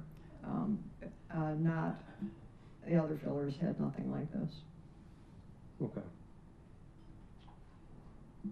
I want to continue playing with the fifth individual in the lineup. Come on in. Stand right here. Look straight at the window. Look straight at the window. Turn to the right. Turn back. Look toward me. Turn to the left. Turn back. Look straight at the window. Show your teeth. Close your mouth. And now in a loud, demanding voice, repeat after me. Don't move. Don't move. Where's the tape? Where's the tape? This is no joke. This is no joke. I want the money. I want the money. The till. The till. Strike that. No till. No till. I want the money that is hidden here. Money that is hidden here. Okay, that's it. Thank you.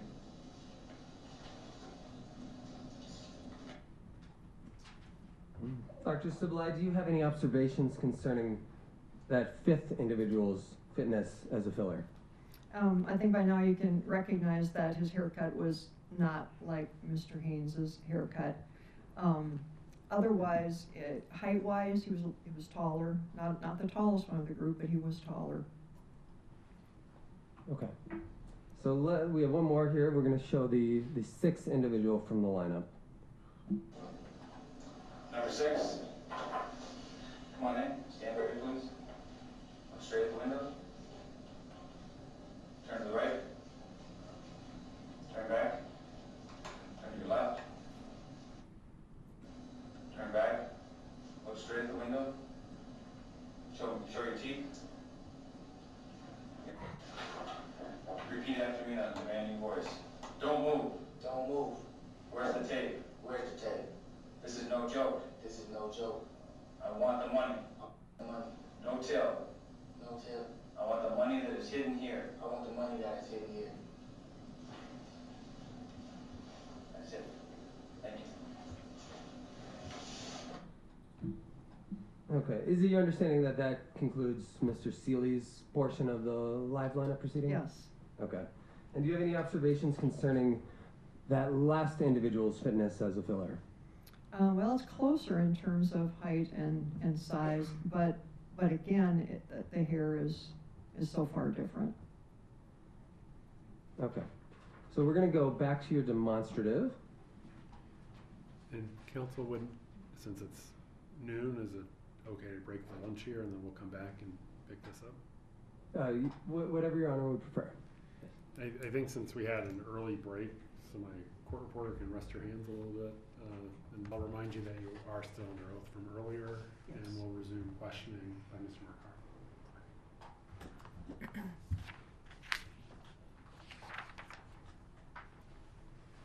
Thank you, Your Honor.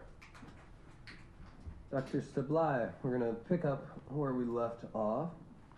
So before the break, we watched a video of the in-person lineup shown to Robbie Seeley, and you offered some commentary on the various fillers who were used in that lineup. Does this slide? We're back at your demonstrative now. Does this slide reflect images, still images of each of the individuals in that lineup? Yes, it does. All right. Would you describe any of the 5 fillers here as high-quality fillers? Describe them as what? High-quality fillers? No. No, I would not. Okay. Now, if we could go back to the chart here. So, Leslie, we've talked about the first 5 lineup procedures. We've got one left. I want to talk about the live lineup shown to Miss McDermott on May 20th. Was this live lineup administered in a double-blind manner? No, it was not. Okay. Is it your understanding that it was the same individuals who administered the one to Mr. Seeley that we watched the video of before the break? Yes. Okay. And did Miss McDermott make an identification in connection with this live lineup? She made 2 laps, as we call them, through the lineup. The first time through, her comment was, "He looks like him." And then the second time through, she kind of backtracked and said she was simply too confused to make a decision. Okay. That the faces were all blending together. Okay. That was on her second lap? Yes. Okay. And did you note any additional concerns with this lineup procedure? As documented in that final row, of course, then this was a repeated procedure, so she had already seen the younger face of Mr. Haynes the day earlier. We did not see instructions or the confidence documented. The poor construction we've already noted. And something else that was, I think, interesting about these live lineups is that while the video portrayed what was going on with the lineup administrator who was ushering the lineup members in and out, we don't have a video or audio. We don't know what went on the other side of the screen with the witnesses other than the written reports of the non-blind administrator. Okay. Now, you made certain observations about the fillers for the Seeley lineup. Would any of those observations not apply to the live lineup shown Miss McDermott? Regarding the problem with fillers? Just observations regarding the fillers. Yeah, I think, I'm not sure I understand your question. Okay. I'm sorry. Well, maybe I can break it down. You made certain observations concerning their physical characteristics. Right, Would those observations apply equally to Miss McDermott? yes. Okay.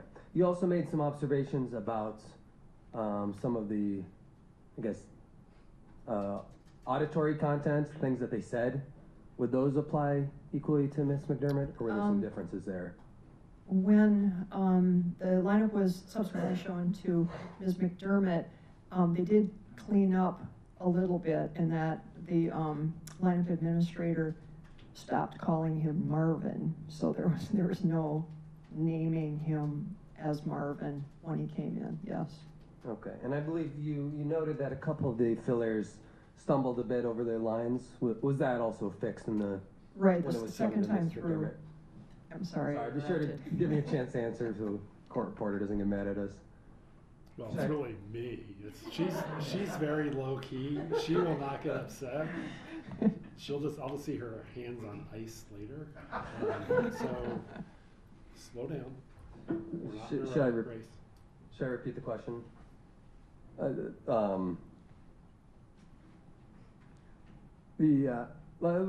me just repeat the question. So you made some observations when we were looking at the Seeley lineup about a couple of the fillers stumbling over the lines they were asked to repeat. Yes. Do those observations also apply to Miss McDermott's live lineup? Or did they fix that issue? No, the second time through, these were the same fillers again. They understood what they were supposed to say. Okay.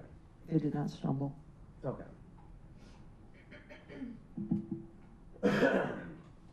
And is it your understanding that this was the lineup procedure for these two witnesses? Yes. Okay. Now, I want to summarize and just kind of quickly run through these 6 procedures and get your opinion as to whether any of these reflect sound procedures for identifying Mr. Haynes as the perpetrator. All right? So we'll start with the first lineup procedure. And the question is, in your opinion, did this provide a sound procedure for identifying Mr. Haynes as the perpetrator? No, he was not in the lineup. Okay. What about the second photo lineup shown to Ms. McDermott? Similarly, he was not in the lineup. But what this does show is that something about the witness, that the witness is unreliable. Okay. And is that because that witness picked a filler? Correct. Okay. What about the third lineup? Okay, that lineup, no, that's not a quality lineup. It's not blind, and they used an old photo.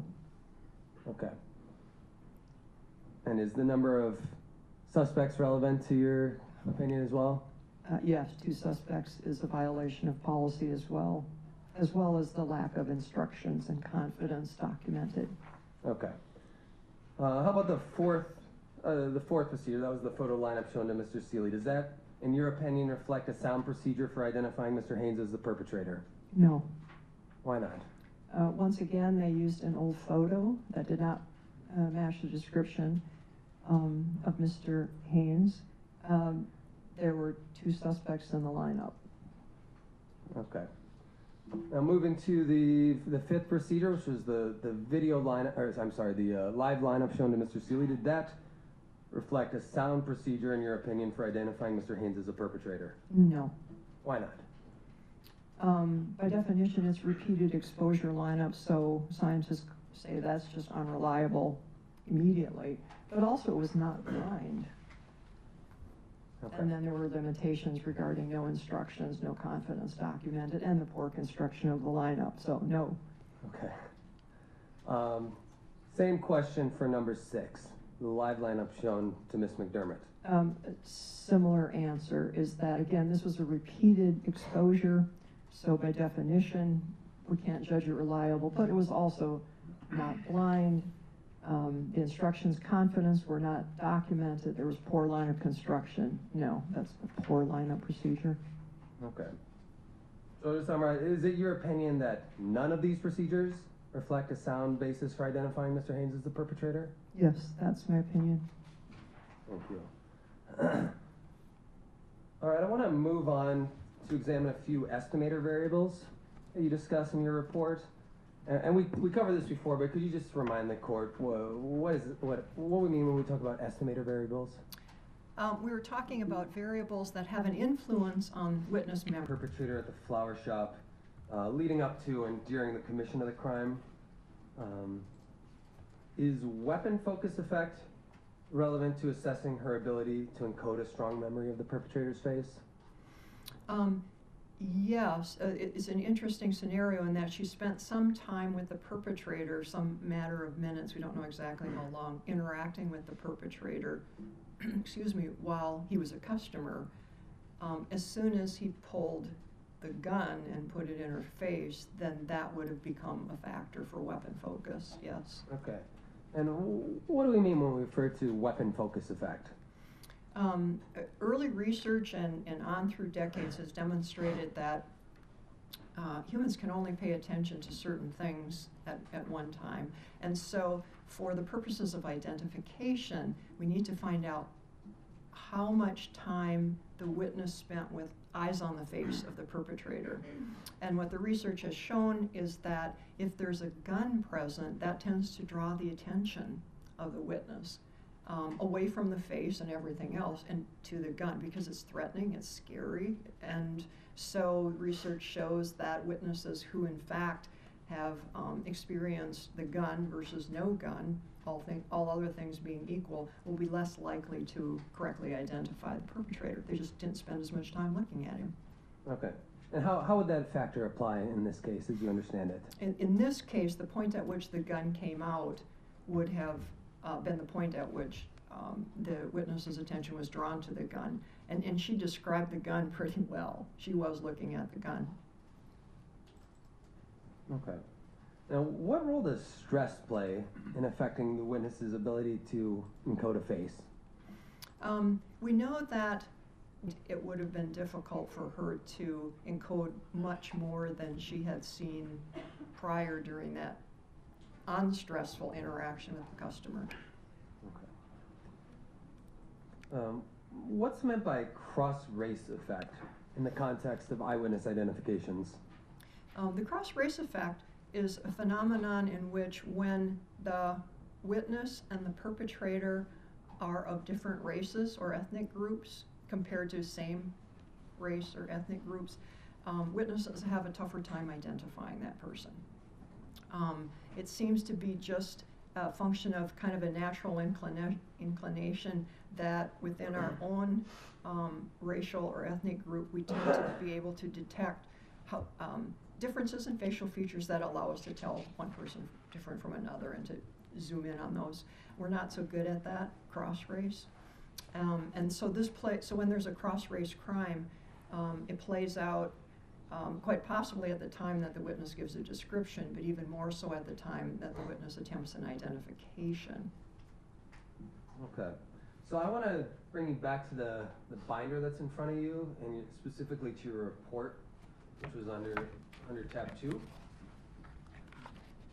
If I could just make an example, if the procedure that you're using to make an identification with same race produces, say, 30% identification errors, we would expect then a cross-race identification procedure to produce 1.5 times, that would be 45% errors. So it's not that same race eliminates errors, but cross-race elevates those errors. Okay. And so this was a 2001 meta-study. Have there been studies since then that have reaffirmed that basic finding? Yes, one that I don't have in this report, but was published in 2022, looked at 159 studies. So moving from 39 in this first meta-analysis to 159, and simply replicated the same findings. And does Mr. Haynes' case present issues of cross-racial identifications? It does, in that witness Ms. McDermott is white, and Mr. Seeley is South Asian. Okay. And the perpetrator in the crime was reported to be black, and Mr. Haynes is black. Okay. Is it your understanding that Ms. McDermott estimated that the perpetrator was in the store for 5 to 8 minutes? Yes, I understand that. Okay. What, if anything, does the social science literature tell us about the ability of witnesses to accurately estimate the amount of time they had to view a culprit? We're not very good at it, is what the research shows, and we tend to overestimate the time that we were interacting with something stressful. Okay. And, even assuming the witness or the perpetrator was in the store for several minutes, would the relevant question for our purposes be how long the perpetrator was present or how long the witness was viewing the perpetrator's face? The latter is important. We would need to know, for identification purposes later, how long were the eyes on his face, the perpetrator's face, eyes on the face. Okay. And that was something you talked about with the weapons effect? Right. Okay. In any event, assuming Ms. McDermott was able to view the perpetrator for a period of minutes, would you expect that she would develop a decent sense of the perpetrator's basic physical characteristics? Usually witnesses can identify and kind of form the gist of body size, race, gender, hair color, Okay. Hairstyle? hairstyle. If I could direct you to page 8 of your report? Yes. Okay. Could you just describe those? I think there were 3 descriptions. If you could just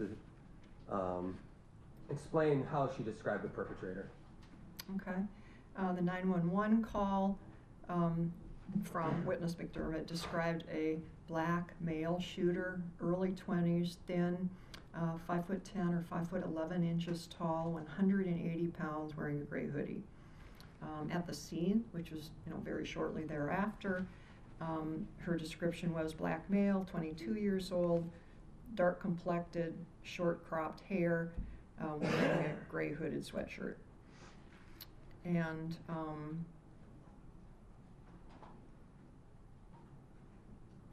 I need to move one more. The next day, I was trying to place this one. The next day when she was interviewed by Sergeant Matson, she described the offender again, black male, 19 to 20 years old, close cropped hair. What he wrote down as a quote was, "It wouldn't be bald, natural. No facial hair, medium skin tone, seemed to be thin, no other distinctive features." And then she described the sweatshirt with the jacket over it.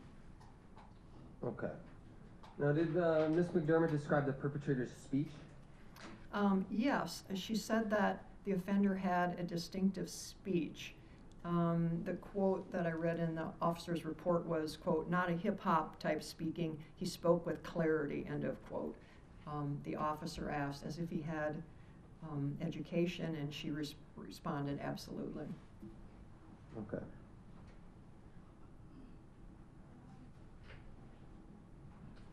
Now, I'm not asking you to describe it, but do you have an understanding of Mr. Haynes' physical appearance at the time of the murder? Yes, we have the booking photo and then the 4 days later live lineup. Okay.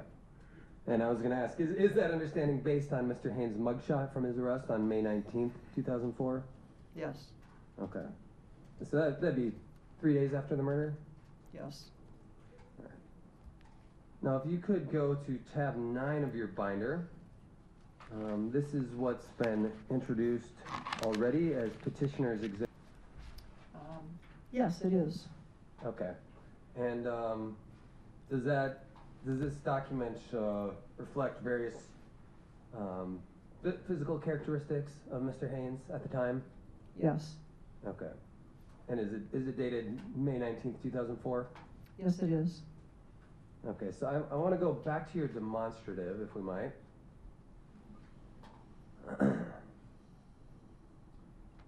Now, we have a 2-column chart here. Is the column labeled McDermott's description a synthesis of the information she provided in her various statements to the police?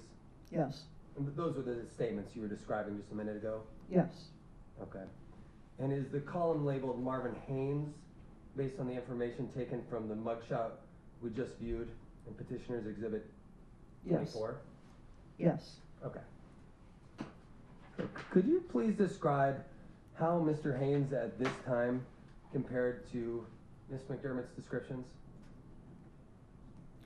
Quite different. Clearly, she described someone who was older, much taller, heavier, short hair, whereas he had long natural hair, clean shaven, where he had a small mustache. Okay. There's not much similarity. All right. And maybe we could, just for a clean record, maybe we could walk through each of those. So what is the difference in age here? A teenager, age 16, compared to a 19 to 22-year-old. Okay. So Miss McDermott estimated someone 3 to 6 years older. Is that fair? Correct. Okay. What about the height? She suggested someone taller. Maybe I could mention that I understand that Ms. McDermott was 5'6", and she had opportunity to stand next when the perpetrator was in the store. She had opportunity to stand next to him as she was operating as he was a client, a customer. So she would have formed a reasonable idea of how large he was. She was 5'6", and she estimated that the perpetrator was 4 to 5 inches taller than she was. Mr. Haynes is 5'7" to her 5'6". Okay. So is it fair to say if she had been looking at someone 5'7", it would have been much closer to her height? Yes. Okay. What about the weight? How does that differ? That's quite a bit, 50 pounds. Okay.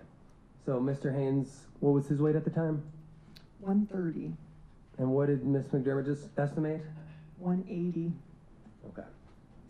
What about the differences on the hair? This is one of the things that most struck me, in that she was very clear that it was close cropped. The hair was close cropped, not bald, but close cropped. And of course, at the time, Marvin Haynes looked like this. That is so far removed from close cropped. Okay.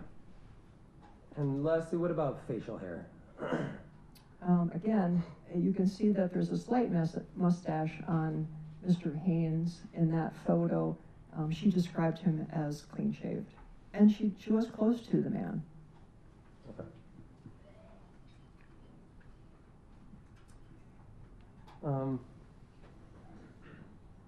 Do you have an understanding as to how Mr. Seeley described the person he saw running from the flower shop?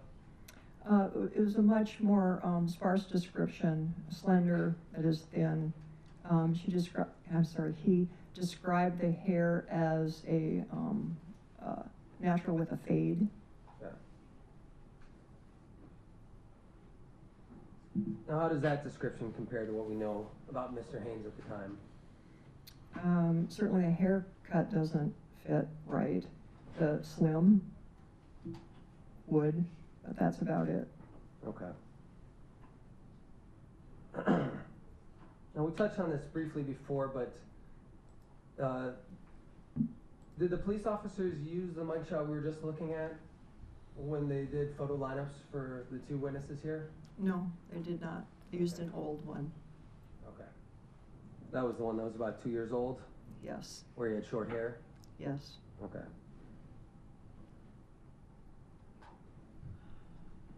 So what does the scientific literature tell us about the effect that passage of time has on memory retention? Passage of time has two components. The first is memory loss. We begin to lose details very quickly. Within even 9 hours of an event, we start to lose it, and then that memory loss levels off over time. So we lose memory very quickly. We also, the second component is we begin to have interference. That is, we learn new things. This is not a sinister process, learning new things, but in the case of eyewitness identification evidence, it's problematic because a witness who is learning new things by seeing additional photos, by talking to detectives, by thinking in her own mind or his own mind about what was seen, that becomes interference with the original memory. Okay. Are there any facts that would suggest to you that that principle might apply here? I think the most clear is the multiple lineup procedures. Exposing the witnesses to multiple faces, having them make decisions and focus on faces, make decisions, and then moving to the next lineup, Witness McDermott, by the time she got to the end of the live lineup, she said the faces are all blending. And I'm not surprised. She was confused.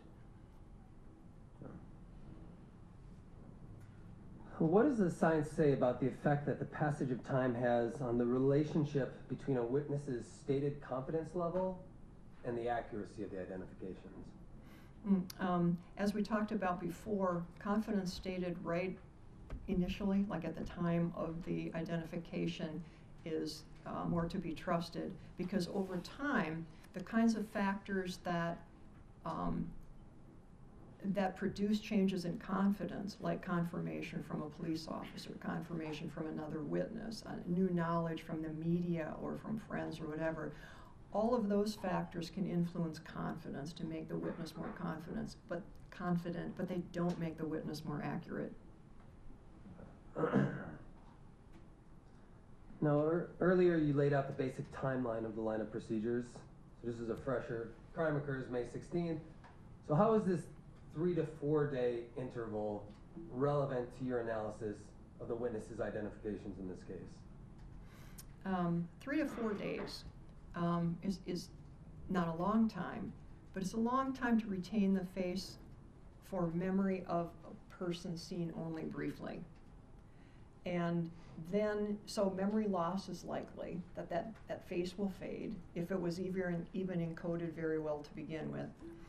But then there's interference. Even in those 4 days, the police were offering photo arrays, live arrays. There was a lot of potential for memory interference in those police procedures. Okay. What does the science tell us about the reliability of identifications in cases where a suspect is not known to the witness, but the witness believes the person looks familiar? Okay, there are a couple of interesting pieces to add here. The first is, in terms of familiarity, we know that part of the interference... We're truly familiar to a witness. Would you expect them to be able to clearly remember that person's face and to reject everyone else's face? Yes, it's important to note that if you really have a clear memory of a person's face, you look at a photo and you say, that's him. There it is. If you have a clear, and you don't choose a filler, if you have a clear memory of a person's face, it also means that you should have a clear enough memory to reject the wrong answers. In other words, to reject the fillers, to be able to look at a filler and go, no, it's not him. No, it's not him. When we see witnesses who are not able to reject fillers, to say no, definitely not, particularly in a good lineup, what that means is simply that they must not have a clear basis, a representation in their memory of what that perpetrator looked like. Okay. So I want to take you back to your report, which again is behind tab 2. You could go to page 23.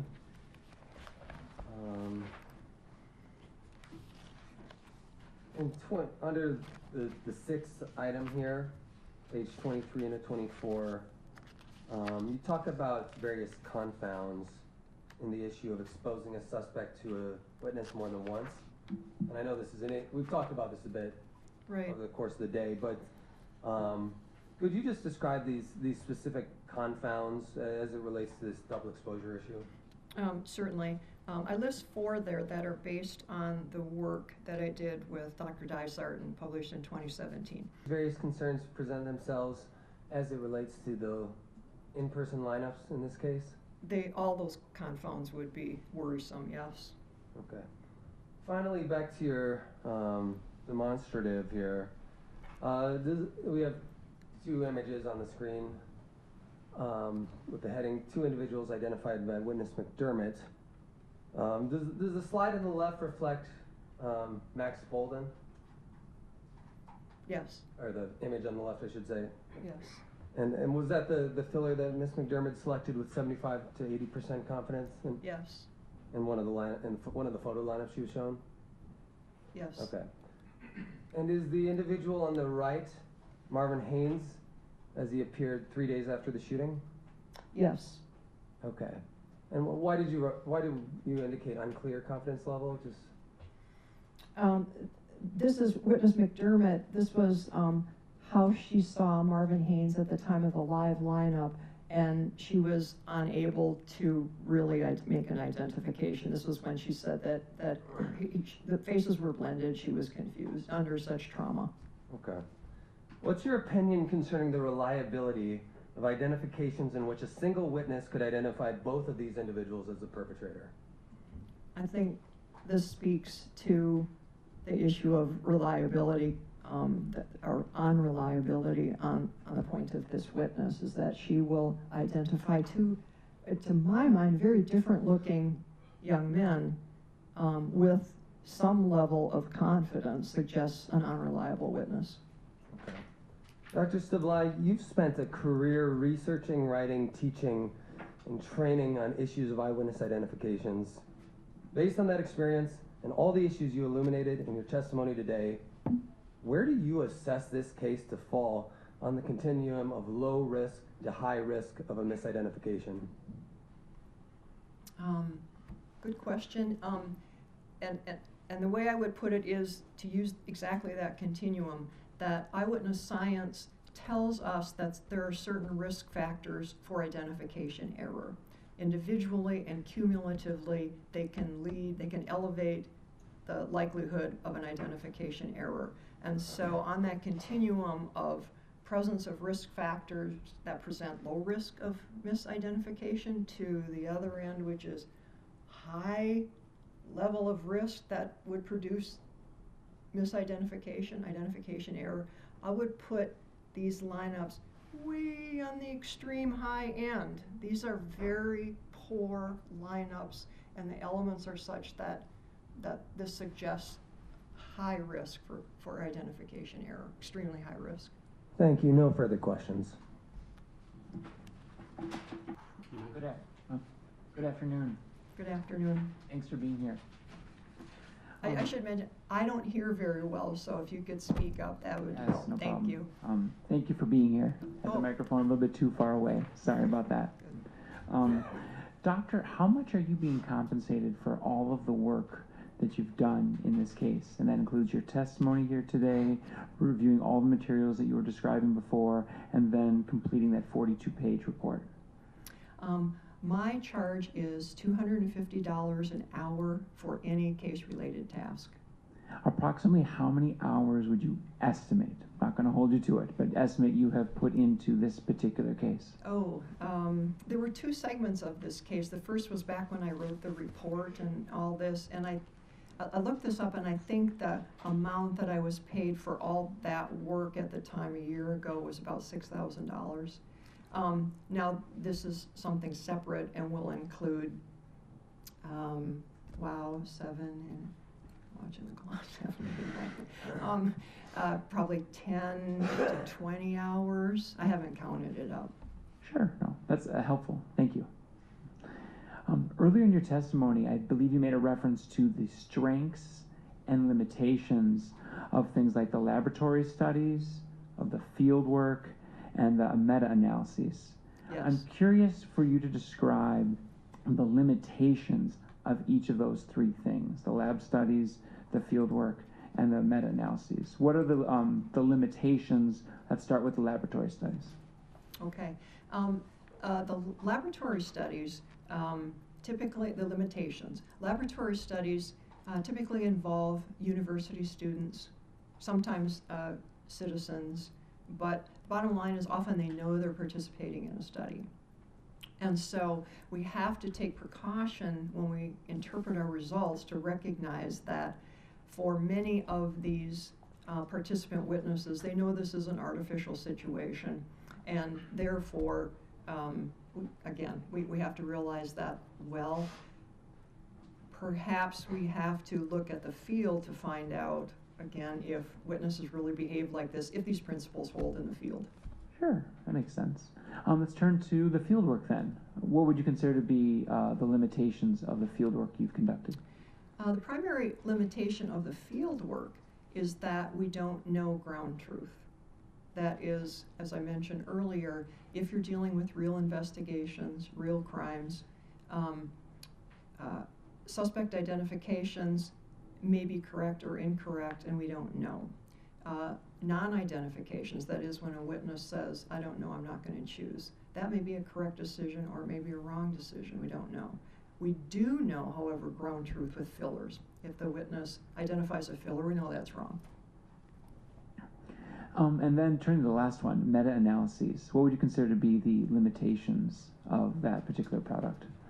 The limitation is really what goes into the meta-analysis. As I mentioned, the meta-analysis process is you take all the individual studies and you bring them together in order to see if there's patterns that run through them. So of course the quality of that review is going to be limited to the quality of the studies that are part of that meta-analysis. And so it's useful when we see even multiple meta-analyses over the years that continue to incorporate more and more and more studies and confirm the same principle. It's like a volume situation where the more you have going into it, the higher quality it's going to be in the end? Well, not exactly volume, because of course the quality of the study is important. And you can have, a smaller number of studies, but if they're high quality, that's going to mean a lot in terms of interpretation of the findings. You could also have a lot of studies that are poor quality, and that would mean that a lot of studies is not the answer either. In other words, you have to have rigorous review and rigorous interpretation of what those studies are that go into the meta-analysis. And if some of those studies were based on, say, laboratory studies, in which it was all the university students, like you said, or field work, in which there is no ground truth that's known that can be tested against, that would be limitations that then would work their way into the meta-analyses. Yes, it could. In laboratory studies in particular, there's not any emotional charge that there would be when you're talking about field work or real life actual cases. Just to contrast it momentarily to this case, where you had all the circumstances that you were just discussing, describing the emotional reaction that Ms. McDermott had when she was in that moment doing the identification. None of the laboratory studies would really capture any participants who felt that same way, because like you said, they typically know that they are participants in the study as opposed to real life. I would parse that a little more carefully. It kind of depends on what you're studying in the laboratory. For example, with the weapon focus effect, that's an attention. Do the laboratory studies ever catch the emotional aspect? Are you talking about stress? Yeah. Okay, let's limit it to stress. Sure. So it is certainly true that we cannot put our laboratory participants into the same kind of stressful situation and keep track of comparing high stress to low stress to see how they do on identification tasks. The effect size, or the impact, if you will, of stress is larger in the field, as you would expect it to be, in terms of identification errors, etc. But also, no, I've lost my train of thought. The effect is larger, but it's and in real life surroundings as well as in the lab. You mentioned there are lineups, I don't know the exact word at the tip of my tongue, but something along the lines of culprit-free lineups, or like where there was not an actual suspect or culprit. I guess it's culprit absent. Culprit absent, thank you. I knew I was missing a word you used. So if you have a culprit absent lineup that's shown to a witness, and they identify someone as the culprit, even though, in the confines of the study, it's known that there actually was no culprit there. And then they're given a later lineup. That same eyewitness is given a later lineup that does include a different set of people and that does include the culprit. And then the person then selects the culprit from that second study. He's asking you to apply it to this case, but as I understand it, it's what's the in-person, the second lineup, who wasn't involved in the first lineup. Is that accurate? Well stated. So are you wondering if there are studies that have demonstrated that particular effect? Studies or anything that you've come across that would explain it? Would explain it. So they identify a person, the wrong person in the first lineup, and then they identify the right person in the second lineup.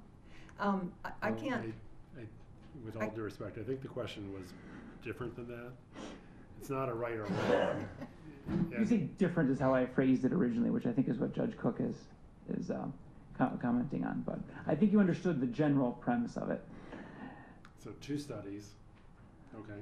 Okay. Different people in each of the lineup, or 2 lineups. Different people in both lineups. Mm-hmm. The witness identifies one person in the first lineup, identifies a second person, a different person in the second lineup. What does that say to you based on your training and experience? Oh, I'm going to answer it as Your Honor posed it, which is what would I expect to happen based on my scientific training? How can we explain that second identification? I think it goes back to the fact that, remember that witnesses have a tendency to not be able to recognize when the culprit's not in the lineup. I said that kind of in a convoluted way. I understood that, though. Okay. In other words, they fail to recognize that the culprit's not in a lineup, and so they pick anyway. And so if you have a witness who clearly made an error the first time around, then you have a subsequent lineup and pick someone again, that pick can be a function of just, once again, taking my best guess at who it is. It could be a function of the lineup procedure, the non-blind, the 2 suspects in the lineup, the lack of instructions. There's a lot of reasons why you would have someone pick a second time, even when they have already demonstrated themselves to be unreliable the first time. And building on that, that was helpful.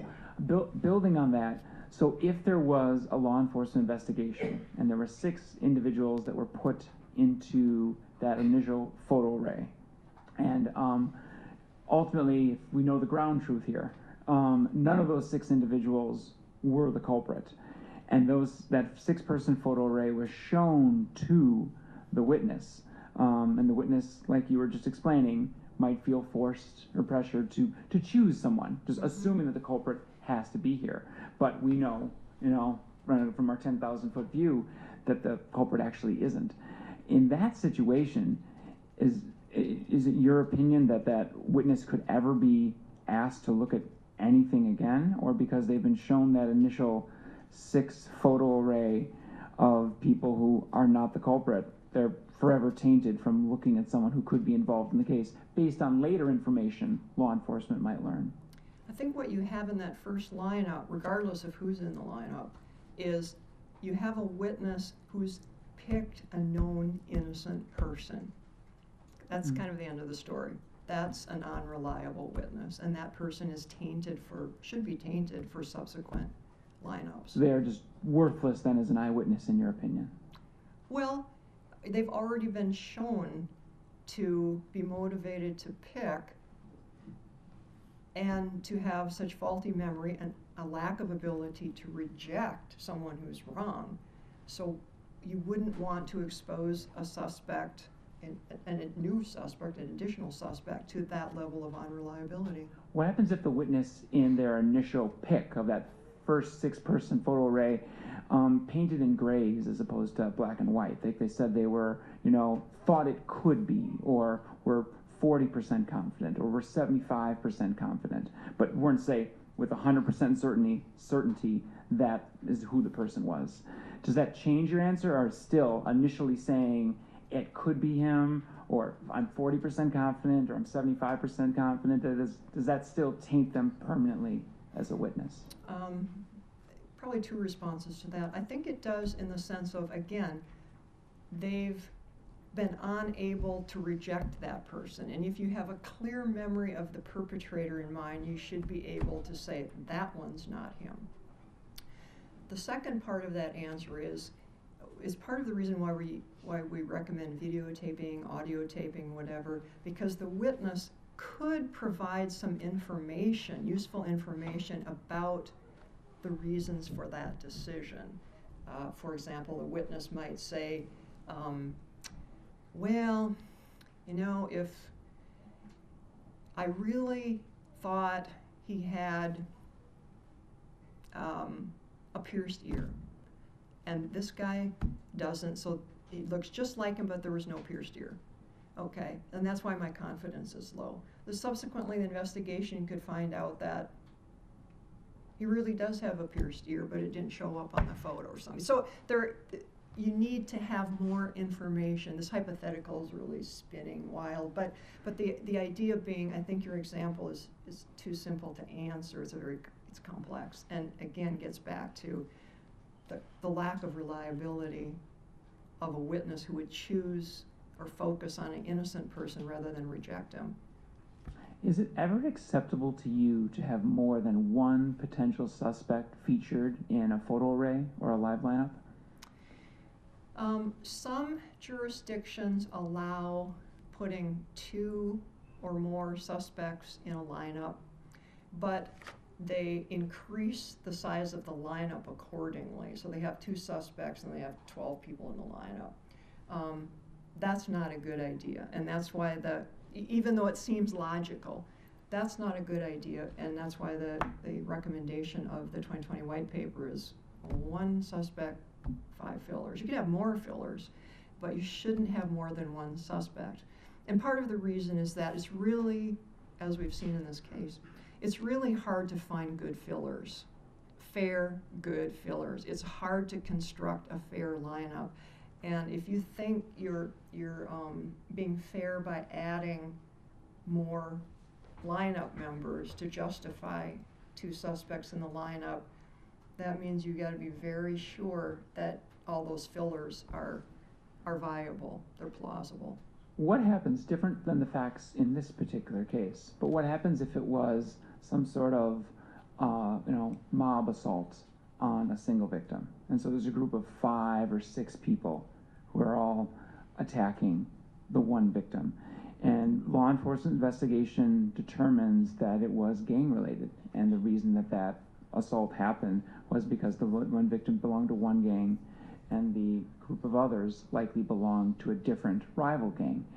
In that situation, for maybe investigative purposes, could you all, condone the use of showing that victim a group of people, all of whom may be suspects, if they fit like some maybe basic physical characteristics like, skin color or sex? Or is that still would be wrong to try to use a photo lineup involving more than one suspect if the reason for using more than one suspect is they all have that same rival gang affiliation?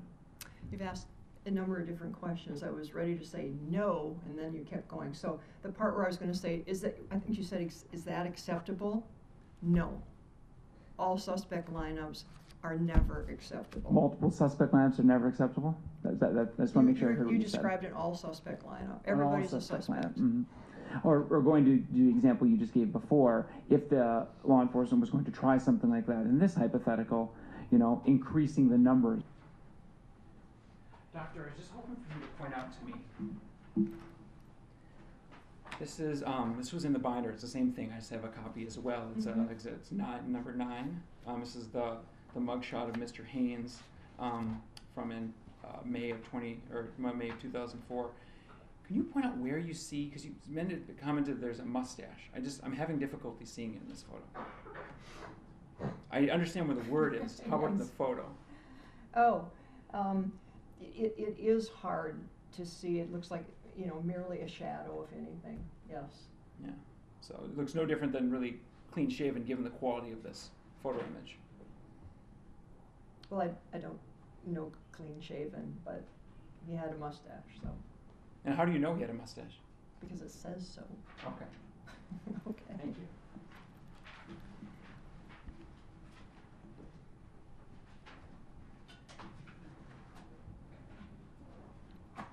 I believe you said before, Doctor, you testified before that it would always be wrong to pick a filler. And I'm wondering if it was a situation where the one suspect in the lineup was actually innocent, and it was then conceivable that the filler was the actual culprit if the police suspect was innocent. Would it be wrong to pick the filler in that situation? So if I understand, you're saying that could there be a scenario where a filler is in, the police have put someone in a lineup as a filler, Mm-hmm.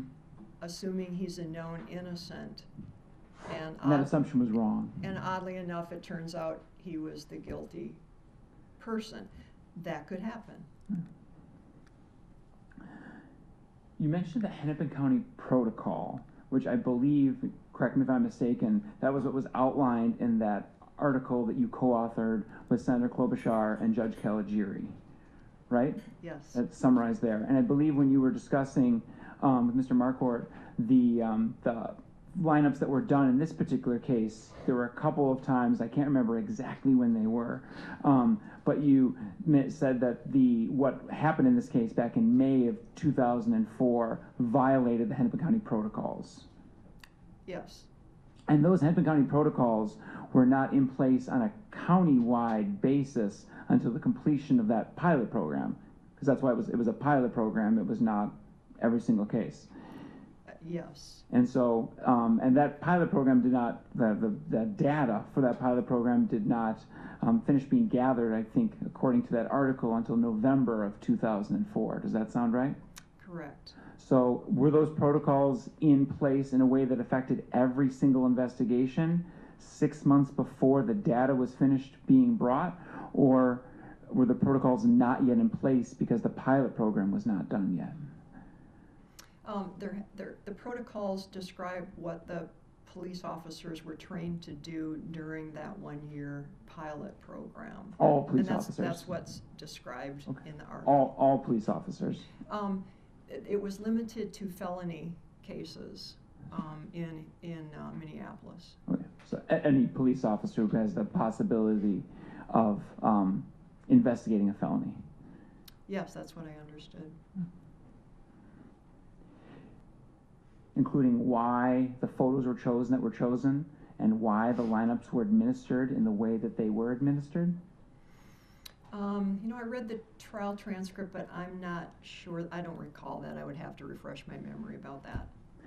If I were to tell you that Sergeant Madsen testified that during that live lineup procedure that we just watched on the screen, that where he was standing with each of the two eyewitnesses, Mr. Seeley and Ms. McDermott, they could not hear anything that was said by the individuals that were being brought in and asked to speak or referred to as Marvin, that would undercut the significance of some of those comments you made before about, attention being drawn to Mr. Hayes because he was called out by name by Lieutenant Keefe, or by, the way in which they repeated the words that Lieutenant Keefe was asking them, right?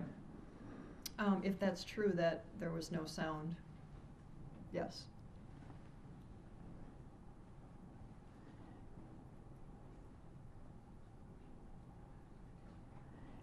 And Doctor, I know you mentioned the field work that you've done over the years.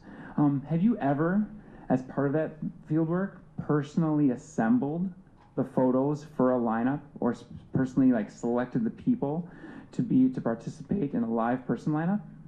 No. Have you ever been the one to actually administer a photo lineup yourself? No. Or administer a live lineup yourself? No. Approximately how old do you think I look? I don't know if that's really all that instructive for the court. You have a boyish look to you. I do. I wasn't quizzing you, Judge. Well, no, that's okay. I would get it right, but I have the internet available. That's not going to be helpful for the court. Everyone can judge ages differently. I mean, if that's the point, I get it. I appreciate that. Thank you. Okay. Doctor, have you ever been paid to testify before? Paid to? Paid to testify. You said before you're being compensated or paid to testify here today at a rate of $250 an hour.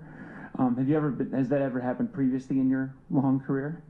I have testified at pretrial hearings or at trial 19 times, so not very often. In any of those 19 times, have you ever been called as a witness to support the admissibility of an eyewitness identification procedure?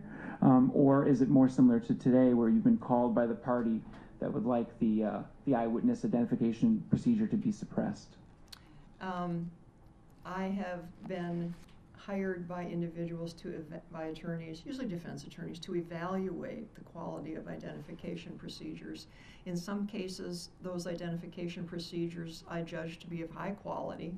In some of them, I judge to be of lower quality, and then the attorneys can do with it what they will. And when I have testified in those 19 situations, it's been about the lower quality. I appreciate that. I have no further questions for you. Thanks for the time. You're I've welcome. got a question before we play ping pong back and forth, or wrong, or I didn't hear it properly.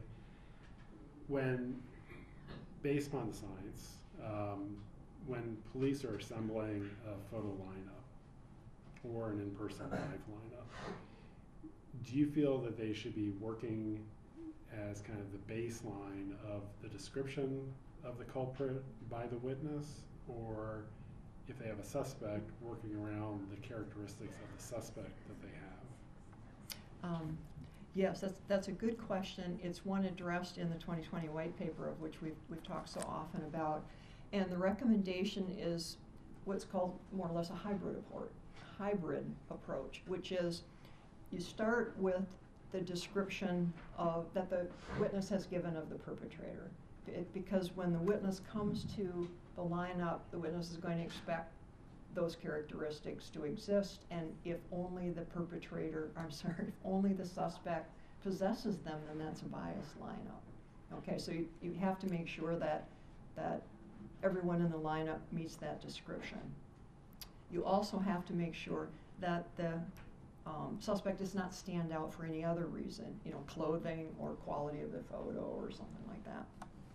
At the same time, there are these conundrums where the police develop a suspect that doesn't meet. None of these guys look like what I told you. None of these guys are it or whatever. But in order to be fair to that suspect, you can't have that suspect stand out. You have to have everyone, all those characteristics of it. Yeah, and often the witness descriptions are so generic that, tall, black man, 20 years old or whatever, that it's pretty, and then the police go out and find someone and, yeah, he fits that. It's not an issue. But when you have a case in which there's a clear conflict between what the witness is suggesting and what the suspect looks like, that may be reason for the police to rethink their suspect. But in terms of a lineup, you've got to replicate the attributes of the suspect across the fillers. All right, thank you. Any other questions from the petitioner based on the state's questions or mine?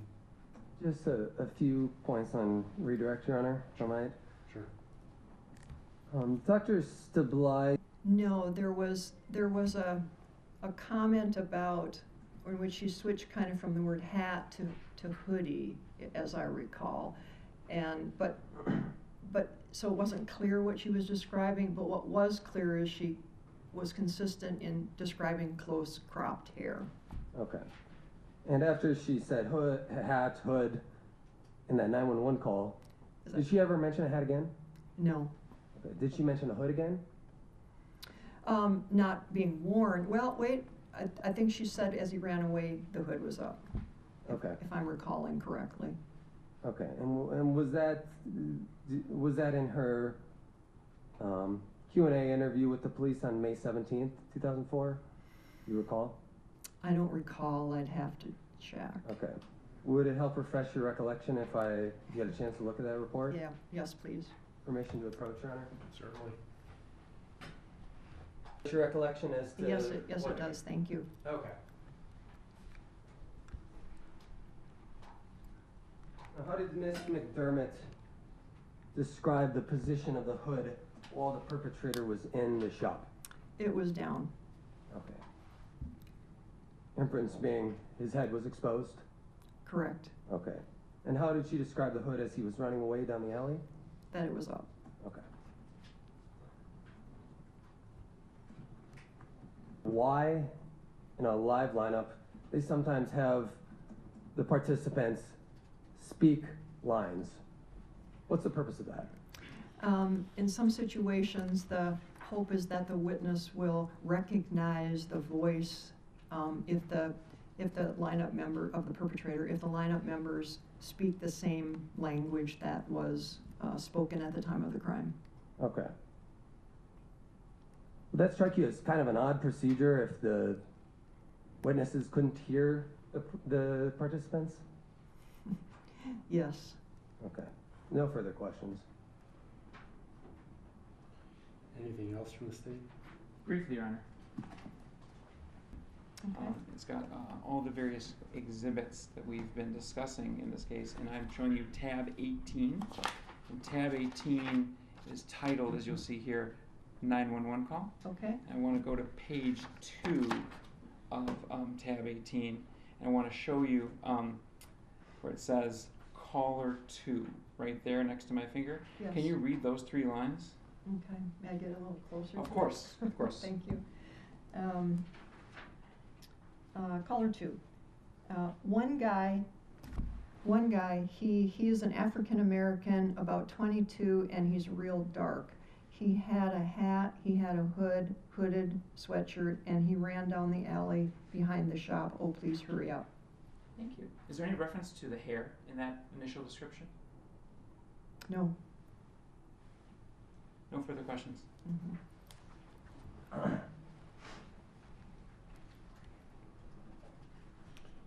Anything else from the petitioner based on that question or questions? The reference to the hat? The hat. What's your best interpretation? I interpret it as just something that she said and then quickly corrected as hood and then was never spoken of again. And is that because she spoke to police many more times and never again mentioned a hat? Correct. Okay. And it was pointed out that she didn't mention the hair in this 911 call. Did she describe his hair later that very same day? The officer on the scene, yes, she described his hair for that.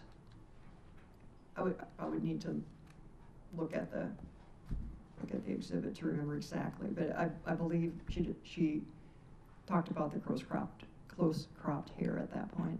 Okay, and that was on the same day as the crime. Correct. Okay, no further questions. Folks, we're going to take our afternoon break. It's 2:25. We'll plan to start up at 2:40. And folks, if you could take your belongings with you, please. Thank you very much. We'll see you in 15 minutes.